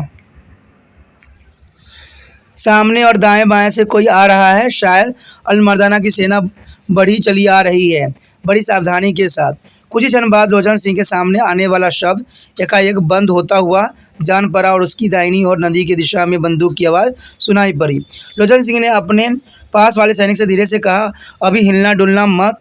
जिस दिशा में बंदूक चली थी उस दिशा में शोर हुआ है। एक ओर से कलापी और दूसरी ओर से दिलीप नगर की जय का शब्द परम्पस गूंज गया। तब भी लोचन सिंह का हाथ बंदूक या तलवार पर नहीं गया। पास खड़े हुए सैनिक ने लोचन सिंह से पूछा, दाऊजी क्या आज्ञा है? लोचन सिंह ने कुरवाहट के साथ उत्तर दिया, चुप रहो, जब तक मैं कुछ न कहूँ तब तक चुप रहो। जिस दिशा में जय की गूंज उठी थी उस दिशा में बंदूक की नाल से निकलने वाली लौ प्रति क्षण बढ़ने लगी और वह नदी और अग्रसर होने लगी। लोचन सिंह ने धीरे से अपने पास के सैनिक से कहा, जान पड़ता है अल्मर्दाना की सेना सब ओर से बढ़ती आ रही है। इस समय जनार्दन की टुकड़ियों के साथ मुठभेड़ हो गई है। होने दो, बोलो मत, उनका मर्तब थोड़ी देर देख लिया जाए। पास के सैनिक ने कोई उत्तर नहीं दिया, परंतु पीछे से सैनिकों में से कुछ चिल्ला उठे। इस प्रकार की आवाज़ उठते ही सामने से कुछ बंदूकों ने आग उगली। लोचन सिंह के पीछे वाले सैनिक ने उत्तर दिया, परंतु आगे की कतार जो पृथ्वी से सटी हुई थी उसने कुछ नहीं किया। लोचन सिंह के उन साथियों को बंदूक के गोलियां वायु में फुफकार मारती हुई कहीं चल दी। किसी के बाल को भी उन्होंने न छुआ होगा, परंतु अल्मर्दाना की सेना के उस दल की बाढ़ में लोचन सिंह के कई सैनिक के हाथाहाथ कर दिया। इसका पता लोचन सिंह को उनके कराने से तुरंत लग गया। बहुत सी लोचन सिंह की दाहिनी और लड़ाई से गहरा रंग पकड़ा। उसकी टुकड़ियां का एक भाग और जनार्दन की सेना का बड़ा खंड उसी केंद्र पर सिमट पड़े। देव सिंह नदी किनारे पर अपने दल के लिए स्थिर हो गया। लोचन सिंह के निकटवर्ती सैनिक सोचने लगे कि वह कहीं मारा तो नहीं गया, नहीं तो ऐसा कृत्यव्यूह क्यों हो गया। अल्मर्दाना की सेना के उस भाग ने जो लोचन सिंह के सामने था सोचा कि इस और क्षेत्र रीता है, वह बढ़ा। जब वह लोचन सिंह के बहुत पास आ गया तब तारों के प्रकाश में लोचन सिंह को एक बढ़ता हुआ झुरमुट सा जान पड़ा। लोचन सिंह ने कर कहा, दागो। पृथ्वी सटे हुए उसके सैनिक ने बंदूक की बाढ़ एक साथ दागी। पीछे के सैनिकों ने भी गोली चलाई। इस बाढ़ में कलापी की सेना का वह भाग बीच सा गया। थोड़ी देर में बंदूक के फिर भर कर लोचन सिंह अपने उस दल को लेकर बढ़ा। कलापी की सेना के योद्धा भी इस मुठभेड़ के लिए सन्नद्ध थे। एक क्षण में ही बंदूकों ने आग और लोहा उगला। फिर धीरे धीरे बंदूक की ध्वनि कम और तलवार की झंझनाहट अधिक बढ़ने लगी। लोचन सिंह पल पल पर अपने दल के साथ एक भाग के साथ आगे बढ़ रहा था, परंतु वह नदी के बराबर दूर होता जा रहा था। उसके दल का दूसरा भाग नदी की ओर कटकर आगे पीछे होता जा रहा था। उसी ओर से जनार्दन का दल खूब घमासान करने में लग पड़ा था। कलापी की सेना का भी अधिकांश भाग इसी ओर से पिल पड़ा। कुछ घड़ी पीछे अल्मर्दाना के सरदार को मालूम हुआ कि दिलीप नगर की एक सेना का भाग उसके पीछे घूमकर युद्ध करता हुआ बढ़ रहा है। वह धीरे धीरे पीछे हटने लगा, परंतु लोचन सिंह को बढ़ते हुए दबाव का विरोध करने के लिए उसे रुका जाना पड़ा। युद्ध कभी थम कर और कभी बढ़ घट कर होने लगी। अंधेरे में मित्र शत्रु की पहचान लगभग असंभव हो गई। सैनिक केवल एक धुन में मस्त थे, जब तक बाँ में बल है अपने पास वाले के तलवार को घाट उतारो। खंड 67।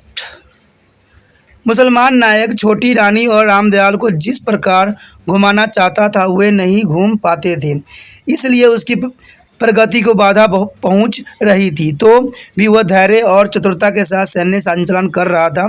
जिस स्थान पर लोचन सिंह को इस दल के साथ उसकी टुकड़ियों को मुठभेड़ हो गई थी, वहाँ पर वह न था। वह जनार्दन के मुकाबले में था। वह संभल कर डट कर लड़ना चाहता था, परंतु अंधेरी रात में अपनी इच्छा को ठीक अनुकूल सारी सेना का संचालन करना असंभव था। इधर उधर सारी सेना गुट गई, कोई नियम या संयम नहीं रहा। रामनगरी विराटा पर तोप नहीं चल रही थी। विराटा से इसी कारण उत्तरेतर तोपों की बाढ़ बढ़ने लगी।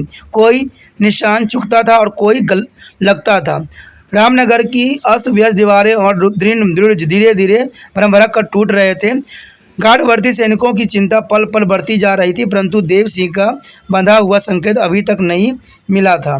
देव सिंह ठीक नदी किनारे था। दोनों किनारों के भीतर तोपों और बंदूकों की आवाज़ दुगनी चौगनी होकर गर्जन कर रही थी। घायलों का चिक्कार धूम धड़ाके से मथे हुए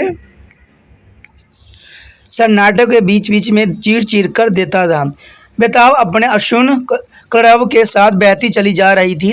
तारों का न त्यो बेताब अपने अनशुन जलराशि पर अनवरत रूप से होता जा रहा था।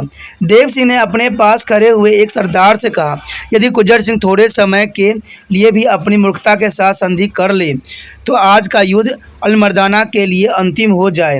एक क्षण बाद बोला, आज रात शायद रामनगर के तोप चलाने का अवसर ही न आवे। सरदार को कोई मंतव्य प्रकट नहीं किया, परंतु प्रश्न सूचक दृष्टि से उसकी ओर देखा, इसलिए कि देव सिंह ने उत्तर दिया, रामनगर के तोप चलाते ही विराटा का नदी कुल भी बिल्कुल सतर्क हो जाएगा और हम लोग आसानी से विराटा को गाड़ में प्रवेश न कर पाएंगे। इसके बाद देव सिंह अपने दल को लेकर बहुत धीरे धीरे सावधानी से के साथ विराटा की ओर बढ़ा। खंड 68। रात को इस अथल पुथल के विराटा को और भी सचेत कर दिया। विराटा थोड़ी देर से सैनिक थे, असाधारण बने रहने में ही उसकी रक्षा थी। उस रात के भयानक हल्ले, असाधारण आक्रमण ने विराटा के प्रत्येक शस्त्रधारी को किसी अनहोनी के लिए बिल्कुल तैयार कर दिया। उस रात जब तक देव सिंह की और मर्दाना के दलों से टक्कर नहीं हुई थी, तब तक गुज्जर सिंह की तोप केवल इस बात का प्रमाण देती रही कि उनके तोपची सोए नहीं हैं, परंतु जब बंदूक की वार उन्हें दोनों दलों की भभकी, तब किसी संकट को तुरंत सिर पर आ पड़ने की आशंका ने गुज्जर सिंह को बहुत सक्रिय कर दिया। आक्रमण होने के कुछ घड़ी पीछे ही अलमर्दाना अपने दल के साथ विराटा के नीचे नदी के किनारे आ गया। उसके बिल्कुल पास ही देव सिंह का दल भी आकर ठिठक गया था, परंतु दोनों इतनी सावधानी से चले थे कि एक दूसरे की गति को नहीं समझ पाए थे, तो भी विराटा के सतर्क योद्धा की दृष्टि से उन दोनों की गतिविधि न बच पाई। उसने तुरंत अपने गार्ड में इसकी सूचना दी।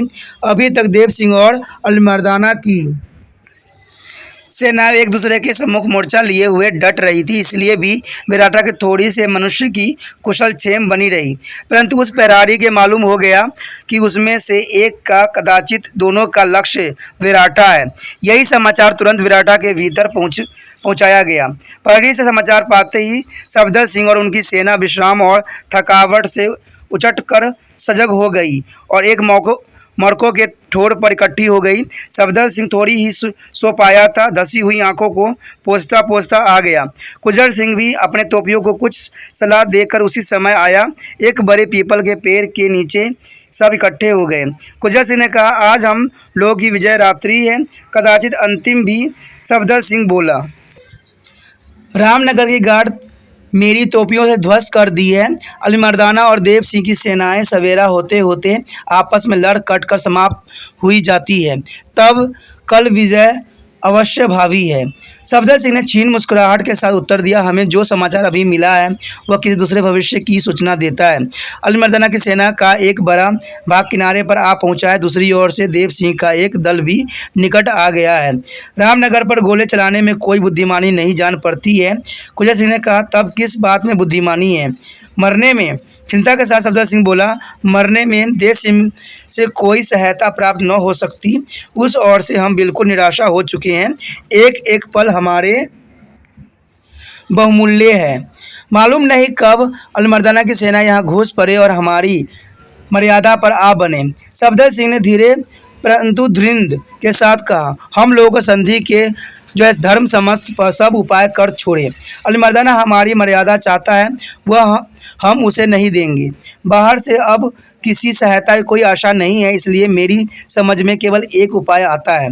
उपस्थित लोगों की दृष्टि तारों के क्षीण प्रकाश में उस उपाय को सुनने के लिए सफदर सिंह की ओर घिर गई। सफदर सिंह ने उसी दृढ़ता स्वर में कहा, हम सब गढ़ से निकलकर शत्रुओं से लड़ते मरे। किसी को इनकार हो तो कह डालने में संकोच न करे। कोई भी न बोला। सफदर सिंह कहता गया, परंतु हम अपने पीछे बाल बच्चों को अनाथ नहीं छोड़ सकते। अपनी बहू बेटियों को मुसलमानों घेरों में भेजने से जो काली हमारे नाम पर पड़ेगा, उसे सतत गंगा नदी नहीं धो सकेगी। इसलिए ग्वालियर, चित्तौड़ और चंदेर में जो कुछ हुआ था वही विराटा में भी हो। वह क्या? व्याकुलता के साथ गुज्जर सिंह ने प्रश्न किया। जौहर। धीरज के साथ सफदर सिंह ने उत्तर दिया, हमारी स्त्री और बच्चे हम सबको मरा हुआ समझकर चेतना चित्त पर चढ़ जाएं और हम सब थोड़ी समय बाद ही अपनी तलवार के विमान पर बैठकर उन्हें स्वर्ग में जा मिलेंगे। गुज्जर सिंह को यह काव्यात्मक कल्पना कुछ कम पसंद आई। बोला, मुझे यह बहुत अनुचित जान पड़ता है। जिन बालकों को गोद में खिलाया है, जिन स्त्रियों को कोमल कोठों से आशीर्वाद से बाहों में बल पाया है, उन्हें अपनी आँख जीते जी खाक होते हुए कभी नहीं देख सकता। जब लोग सुनेंगे हमने अपने हाथों से निर्दोष बालकों को जला मारा है, तब क्या होंगे। सफदर सिंह ने कहा, क्या कहेंगे कहें, हमारे मर जाने के पीछे लोग हमारे लिए क्या कहते हैं उसे हम नहीं सुनेंगे। और फिर ऐसी अवस्था में हमारे बड़े ने भी तो जगह जगह यही किया है, यह कदापि न हो। गुज्जर सिंह बोला, जीते जी ऐसा काम क्यों किया जाए, मरने के समय जिसके लिए पछताना हो और आसानी के साथ मरने में बाधा पहुँचे। सफदर सिंह क्षीण स्वर में कहा, हम लोग कई दिनों से यही बात सोच रहे हैं। मरने से यहाँ कोई नहीं डरता, परंतु हमारे पीछे जो विधवाएं और अनाथ होंगे, उनकी कल्पना कलेजे को तड़पा देती है। क्या पहले कभी विधवा या अनाथ नहीं हुए हैं। अपने मन का आश्वासन देने के लिए अधिक और अधिक श्वेताओं और अपेक्षित कम, गुज्जर सिंह ने कहा, यदि हमारी यही सिद्धांत है तो हम कभी न मरने का ही उपाय सोचना चाहिए, और जब हमारे सामने हमारे सब प्रियजन समाप्त हो जाएं, तब हमें मरना चाहिए। जब रण क्षेत्र में सैनिक जाता है तब क्या हुआ, यह सब सोच विचार लेकर जाता है। चलो हम सब मरने के लिए बढ़े, एक एक क्षण का मूल्य 100 प्राण ले और अपने बाल बच्चों को परमात्मा के भरोसे छोड़े। उनके लिए हमें इसलिए भी नहीं डरना चाहिए कि हमारे विरोधियों में उनके हिंदू भी हैं। सफदर सिंह के साथियों ने इस बात को मान लिया। वे सब मरने से नहीं चाहते थे, परंतु अपने नन्हे बच्चों को अपने हाथ से नष्ट नहीं कर सकते थे। परंतु उनमें से एक असाधारण उत्साह के साथ बोला, केसरिया बना हम अवश्य पहनेंगे। मौत के साथ हमारा ब्याह होना है। हम सादा कपड़ा पहनकर दुल्हा नहीं बनेंगे। घोर विपत्ति में भी मनुष्य का साथ हंसी नहीं छोड़ती। वे सब इस बात पर थोड़े हंसे और सभी ने इस बात को पसंद किया। सफदर सिंह बोला, परंतु केशर शायद ही विराटा भर में किसी के घर मिले। उन सैनिकों में से जिन्होंने दुल्हा बनने का प्रस्ताव किया था, कहाँ, मैं अभी ढूंढ कर लाता हूँ। केसर न मिलेगी तो हल्दी तो मिलेगी। मौत के हाथ भी तो उसी से पीले होंगे। और तुरंत वहाँ से अदृश्य हो गया। और सफदर सिंह ने गुज्जर सिंह से कहा, अब अपनी तोप से और अधिक आग उगलाओ। गुज्जर सिंह बोला, परंतु जान पड़ता है अंधेरी रात के युद्ध में दोनों दल गुथ गए होंगे, तब जहां इच्छा हो गोले बरसाओ। सफदर सिंह ने कहा, परंतु शत्रु के हाथ गोला बारूद न पड़ने पाए। गुज्जर सिंह अपने तोपचियों के पास गया, तोपों के मुंह मुस्कुराया। बहुत देर लग गई। लक्ष्य बांधने में कम समय नहीं लगा। जब इस लक्ष्य पर गोलाबारी आरंभ करा दी, तब सफदर सिंह के पास लौटा। इस बीच में सफदर सिंह के उन सब सैनिकों ने अपने फटे कपड़े जल्दी से रंग लिए थे। थोड़ी सी केसर भी एक जगह मिल गई थी। सफदर सिंह ने उसका टीका सबके बाल पर लगाया। गुज्जर सिंह ने भी अपने वस्त्र हल्दी से रंगे। सफदर सिंह ने केसर का टीका उसके बाल पर लगाते हुए कहा, आज दागियों की लाज ईश्वर के तुम्हारी तोपों के हाथ है। राजा गुज्जर सिंह ने कहा, निराश नहीं होना चाहिए। शायद ईश्वर कोई ऐसा ढंग निकाल दे कि बात रह जाए और सब बच जाए। और कुछ कहने की जरूरत नहीं रहे या न रहे। एक अंधेरे सैनिक बोला, हम लोग केसरिया बना पहन चुके हैं। यह बिना ब्याह के नहीं उतारा जा सकता। सगाई पक्की करके अब विवाह से भागना कैसा। बचने बचाने सब विचार त्याग से हटाओ। यदि यही बात मन में थी तो भाल पर केसर का तिलक किस विराते पर लगाया। अब रह के सिवा हम उसे कौन पूछ सकता है। और इसे इतने दिनों धीरे धीरे बहुत लड़े, अब जी खोल कर हाथ करो और स्वर्ग में विश्राम लेंगे। सच मानिए देह भार सी जान पड़ने लगी है। सफदर सिंह चिल्लाकर बोला, मुड़ पर हाथ रखकर राम दुहाई करो कि सब के सब मरने का प्रयत्न करेंगे। सबने तलवार की मुठों पर हाथ रखकर जोर से कहा, राम दहाई ये शब्द कई बार और देर तक दोहराया गया। उत्तरे उस ध्वनि में प्रचन्नता आती गई। वे लोग इधर उधर घूम कर दुहाई देने लगे। उन लोगों ने बढ़ते हुए शोर को अलीमर्दाना ने भी सुना। उसने सोचा, खेल बिगड़ गया, अब चुपचाप काम नहीं बन सकता। यही विचार उसके सरदारों और सैनिकों के भीतर उठा। किसी एक ही भाव से प्रेरित होकर वे लोग थोड़े से और कुछ पल उपरांत ही बहुत से गला खोल कर बोले, अल्लाह अकबर, राम दुहाई पुकार इस प्रखर और प्रबल स्वर की गूंज में पतली और फीकी सी पर गई। एक बार विराटा के सिपाहियों का कलेजा धसक सा गया, परंतु अल्लाह हो अकबर की प्रबल गूंज के ऊपर गुज्जर सिंह तोप के प्रबलता धाएं धाएं हो रही थी। इसलिए सफदर सिंह के सैनिक के हृदय में मरने मारने की धुन ने पुण्य साहस का संचार कर दिया। उन्हें आशा हो चली कि लड़ाई की लंबी घसीटी हुई थकावट से रास्ता पाने में विलम्ब नहीं है। देव सिंह ने भी राम दुहाई और अल्लाह हो अकबर के जयकारे सुने और उसे भी अपनी योजना को बदलना पड़ा। उसने सोचा, अलमर्दाना विराटा पर आक्रमण करना ही चाहता है। अब किसी उपयुक्त अवसर की बाट दुहाई बिल्कुल व्यर्थ है। विराटा पर जिसका अधिकार पहले होगा वही इस युद्ध के जीतने की आशा करे। इन मूर्खों की तोप बिना किसी फेद के गोला बरसा रही है। यदि शीघ्र हमारे हाथ में आ गई तो हम रामनगर और विराटा दोनों स्थानों से अलमर्दाना की सेना को कुचल सकेंगे। वह अपनी सेना लेकर जरा और आगे बढ़ा। सवेरा होने में 2-3 घंटे की देर थी। वह थोड़ा सा और ठहरा चाहता था, कम से कम उस समय तक जब तक अपने दल को खुलकर लड़ने योग्य परिस्थिति में प्रस्तुत न देख ले। खंड 69। प्रातः नक्षत्र छतरी के ऊपर उठ आया, दमक रहा था और मुस्कुरा सा रहा था। वनराज और नीचे की पर्वत श्रेणी पर उसका मधुल प्रकाश झर सा रहा था। देव सिंह ने देखा प्रातः काल होने में अब विलम्ब नहीं है। उसने रामनगर की ओर वह बंधा हुआ संकेत किया जिसे पाकर उस गढ़ की तोपों का विराटा पर गोले बरसाने थे। उस संकेत के पाने के आधी घड़ी बाद विराटा पर गोले आने लगे। तब देव सिंह ने सोचा, यह अच्छा नहीं किया। यदि हमारी तोपों ने इस पागल दागियों को पीस डाला तो अलमर्दाना का विरोध करने के लिए केवल हम हैं। अब किसी तरह यहाँ से अलमर्दाना को हटाना चाहिए। दिन निकलने के पहले यदि हम विराटा पहुँच गए तो कदाचित हमारी ही तोपों से हमारा ही चकनाचूर हो जाए। इसलिए सूर्य उदय तक केवल अलमर्दाना को खदेड़ने का उपाय करना ही ठीक जान पड़ता है। देव सिंह ने अपने दल को आक्रमण करने का आदेश दिया। अल्लाह हो अकबर के साथ दलीप नगर की जय, महाराज देव सिंह की जय की पुकार सम्मिलित हो गई। अलमर्दाना को अनजानी दिशा को आकस्मिक आक्रमण के धक्कों को झेलने में विचलित हो जाना पड़ा, परंतु उसके सैनिक दलीप नगर के सैनिकों की तरह ही युद्ध के लिए तैयार खड़े थे। मुठभेड़ में प्रथम धक्के से पहले जरा पीछे हटकर फिर आगे बढ़े। आज अलमर्दाना बेतरह सचेत था। देव सिंह भी कोई कसर नहीं छोड़ रहा था। दोनों ओर से सैनिक भी हाथ और हथियार दोनों पर प्राण की होड़ लगा रखे थे। बराबरी का युद्ध हो रहा था। दोनों सतत तेजस्वी के साथ लड़ रहे थे। ऐसा भासित होता था कि उस युद्ध का भाग्य निर्णय एक बाल से टंगा हुआ है। प्रातः काल का प्रकाश होने का देव सिंह ने जमकर लड़ना ही ज़्यादा अच्छा समझा।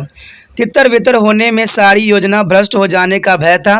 यही बात अलमर्दाना ने भी सोची। उत्कृष्टता के साथ देव सिंह ने जनार्दन शर्मा और लोचन सिंह के दलों को आंख से टटोला। जनार्दन की टुकड़ी तितर बितर हो गई थी।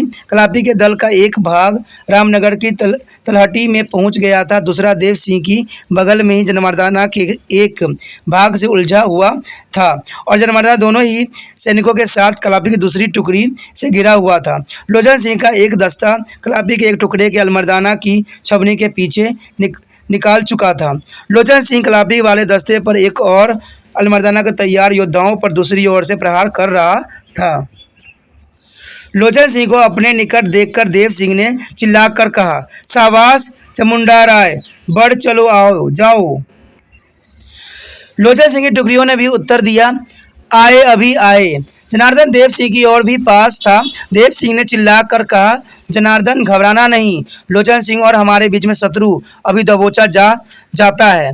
देव सिंह इतने जोर से चिल्लाया था कि उसका गला भरा गया और उसे उठी खांसी ने उसके सिर को जरा नीचा कर दिया और तिरछा भी। इसलिए एक स्थान से आई हुई एक अचूक गोली उसके कान को लेती हुई चली गई, परंतु प्राण बच गए।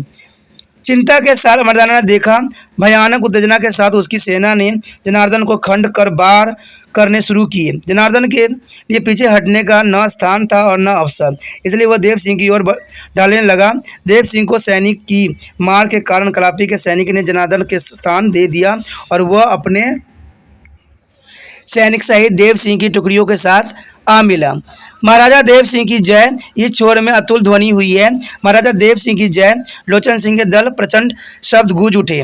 रामनगर घाट से विराटा की गढ़ी पर निशाना बांध कर दाएं दाएं गोल बरसाने लगे और उसकी दीवारें एक एक करके टूटने लगी। एक गोला मंदिर पर गिरा, उसका एक भाग खंडित हुआ, दूसरा गिरा, दूसरा भाग खंडित हुआ, तीसरा गिरा। वह गुस्सा होकर रह गया।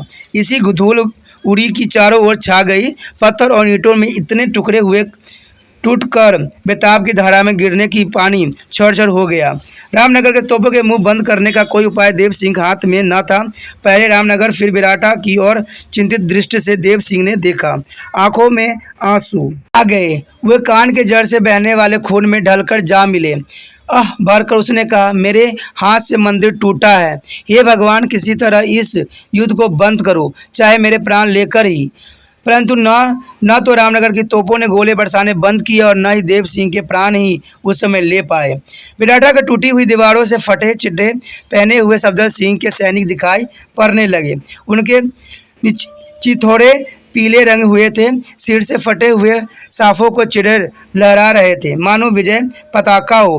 रामनगर के तोपों से वे नहीं डर रहे थे। उनकी तोप कभी अलमर्दाना और कभी जनार्दन की टुकड़ियों पर आग उगल रही थी, परंतु एक गोले के बाद दूसरे के चलने में बराबर अंतर बढ़ता चला जा रहा था। सूर्य उदय हुआ उसी सज धज के साथ जैसा असंख्य युगों से होता चला आया है। सूर्य किरणें में भी विराट के दुर्बल विनम्र सैनिक के पीले वस्त्र खंडों की ओर झांका और उसकी दमकती तलवारों की चमका दिया, मानो रश्मियों ने उन्हें धैर्य दिया हो। विराटा के सैनिक उन टूटी फूटी दीवारों के पीछे डटे हुए थे, बाहर निकल कर लड़ने को अब तक नहीं आए थे। देव सिंह ने इस पीत पटधारियों की चुप्पी का अर्थ समझ लिया। भरकर मन में कहा, इसका पाप भी मेरे सिर आना है। किस कुड़घड़ी में दलीप नगर का राज मुकुट मेरे माथे पर रखा गया था। एक ही क्षण पीछे देव सिंह ने दांत पीसकर निश्चय किया, इन्हें अवश्य बचाऊंगा, चाहे होड़ में दलीप नगर नहीं, सारी पृथ्वी और स्वर्ग भी हार जाऊं। और चिल्लाकर बोला, बढ़ो बढ़ो, क्या खड़े होकर युद्ध कर रहे हो? आज ही माँ का ऋण चुकाना है, बढ़ो और मरो, इसलिए अच्छी मृत्यु कभी नहीं मिलेगी। सैनिक बढ़े और उन सबको आगे उछालता हुआ देव सिंह।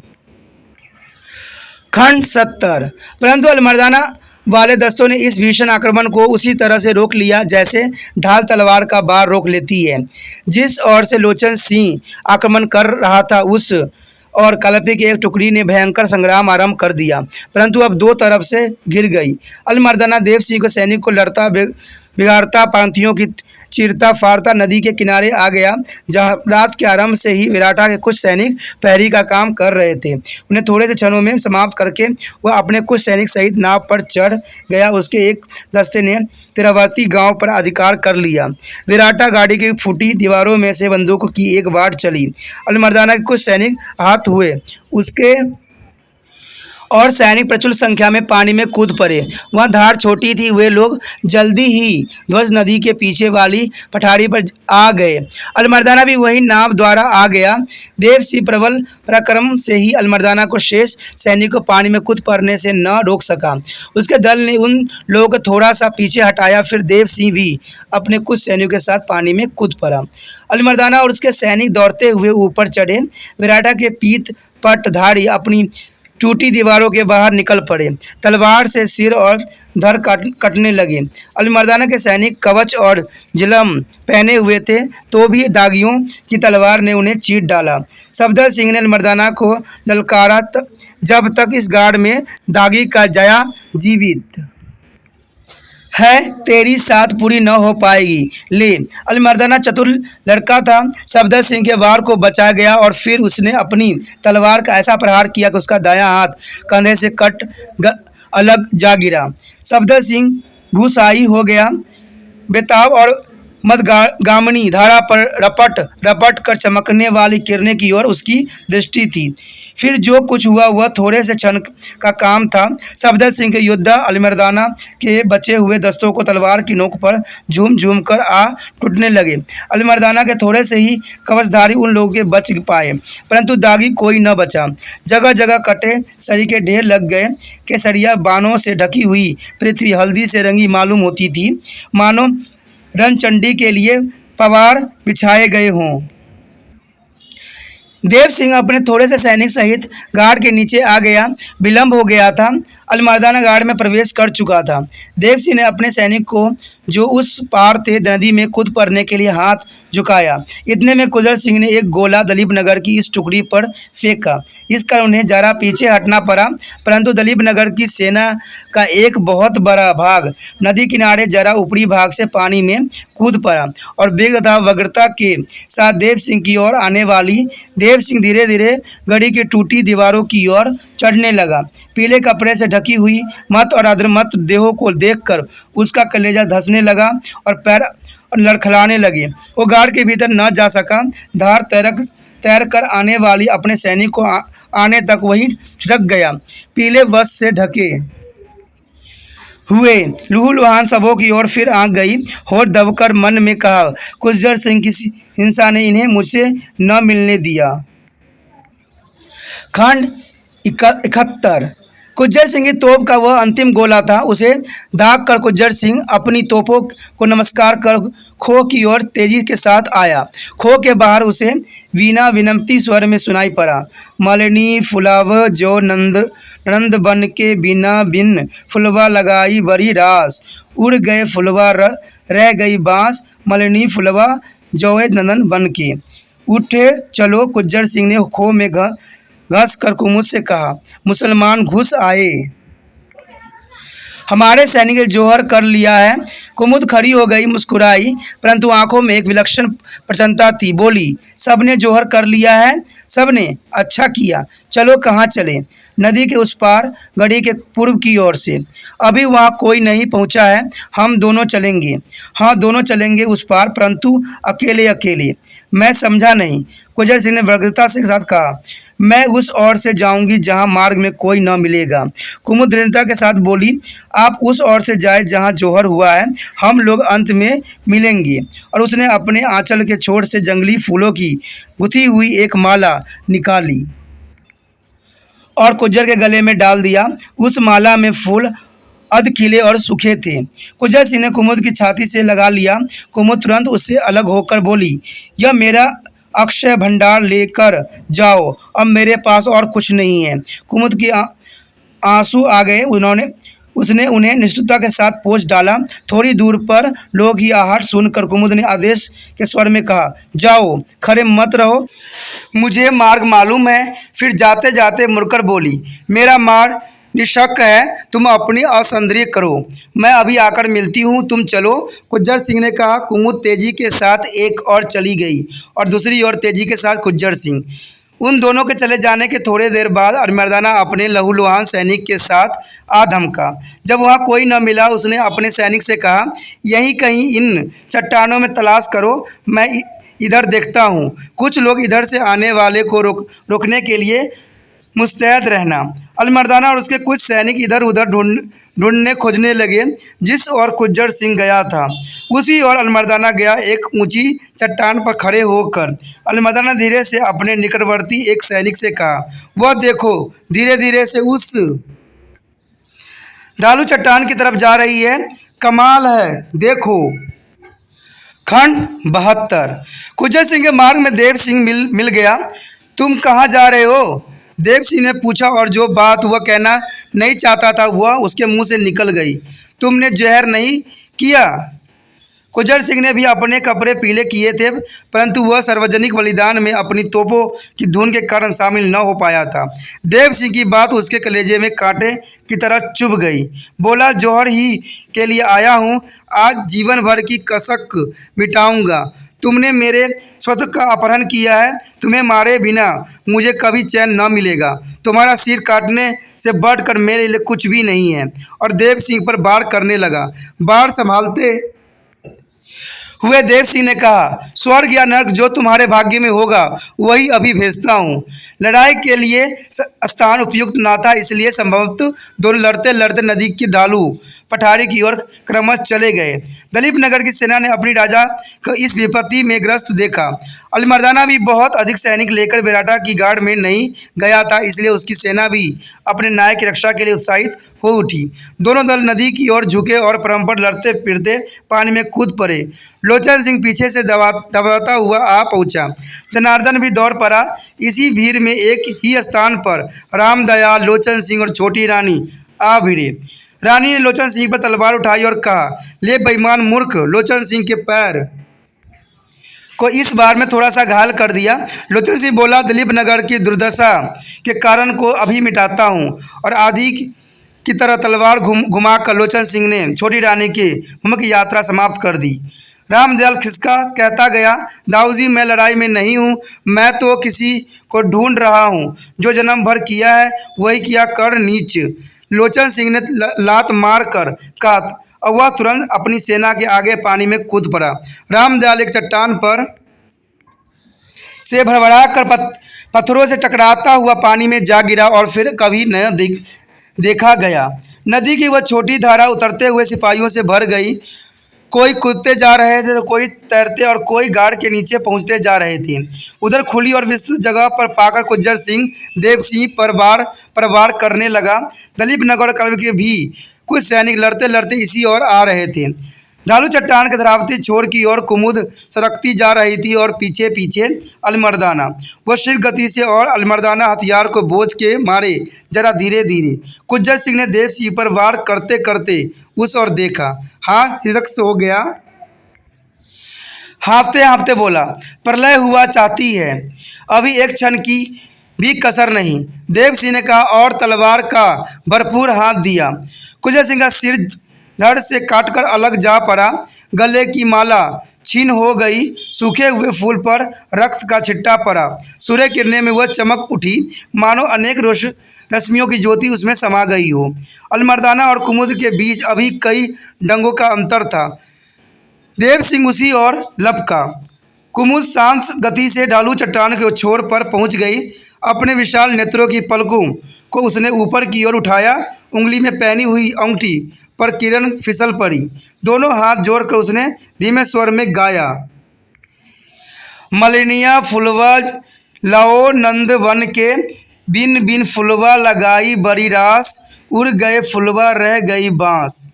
उधर तान समाप्त हुई, इधर उस उथाल जल राशि में पैजनी का छम से शब्द हुआ।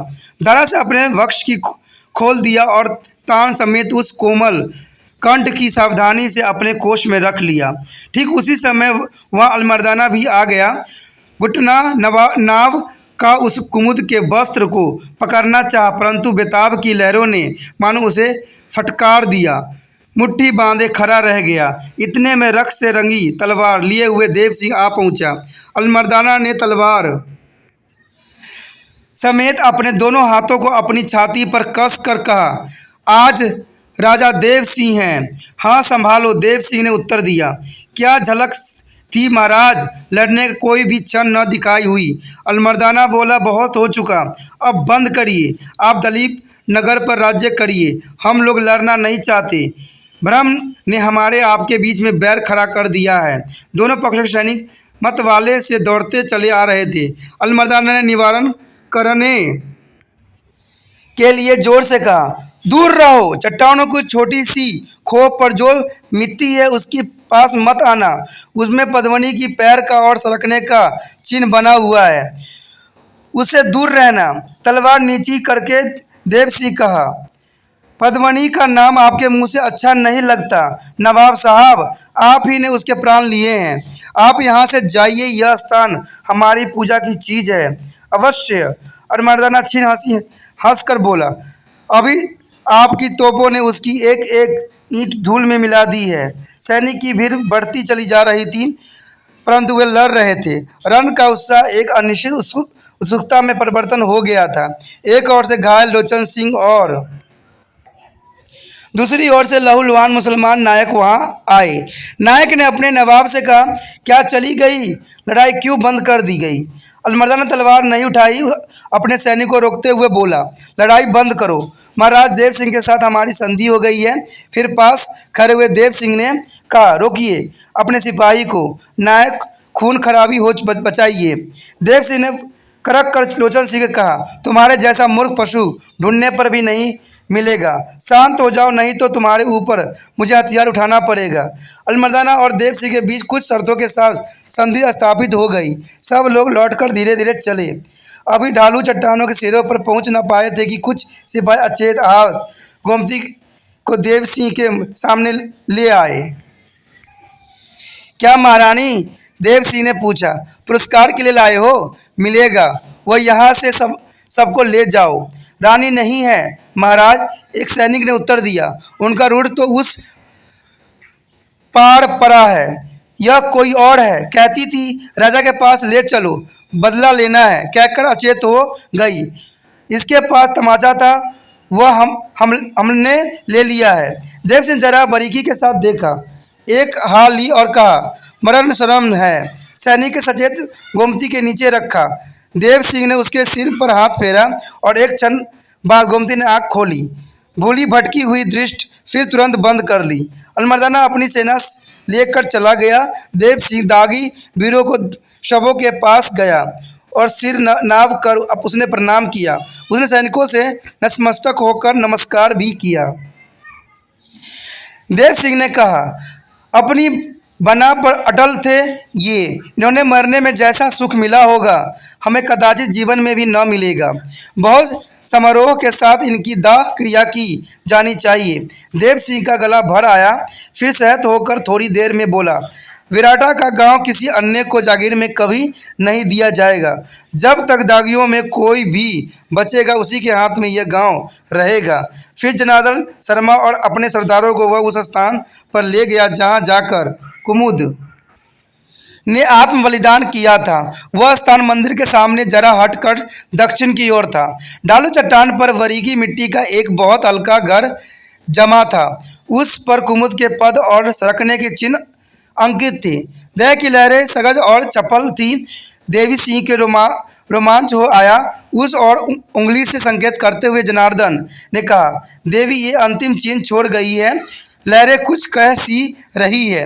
उसके नीचे पैजनिया की ध्वनि अब भी आती जान पड़ती है। जनार्दन थके हुए स्वर में बोला, महाराज हम लोगों के आने में बहुत विलम्ब हो गया। जनार्दन राजा ने कहा, कुज्जर सिंह की नादानी ने मेरी सारी योजना पर पानी फेर दिया। दह की लहरों पर से आंखों का हटाकर एक क्षण बाद बोला, इन चिन्हों को इस पत्थर पर ज्यों का त्यों अंकित करवा देना चाहिए। लोग पांवों पर आकर इस पुण्य स्मृति से अपने को पवित्र किया करेंगे। जो आज्ञा। जनार्दन ने उत्तर दिया। देव सिंह ने देह की ओर देखा। अभी अभी थोड़ी देर पहले किसी की उंगली की अंगूठी से सूर्य की किरणें से होड़ लगाई थी।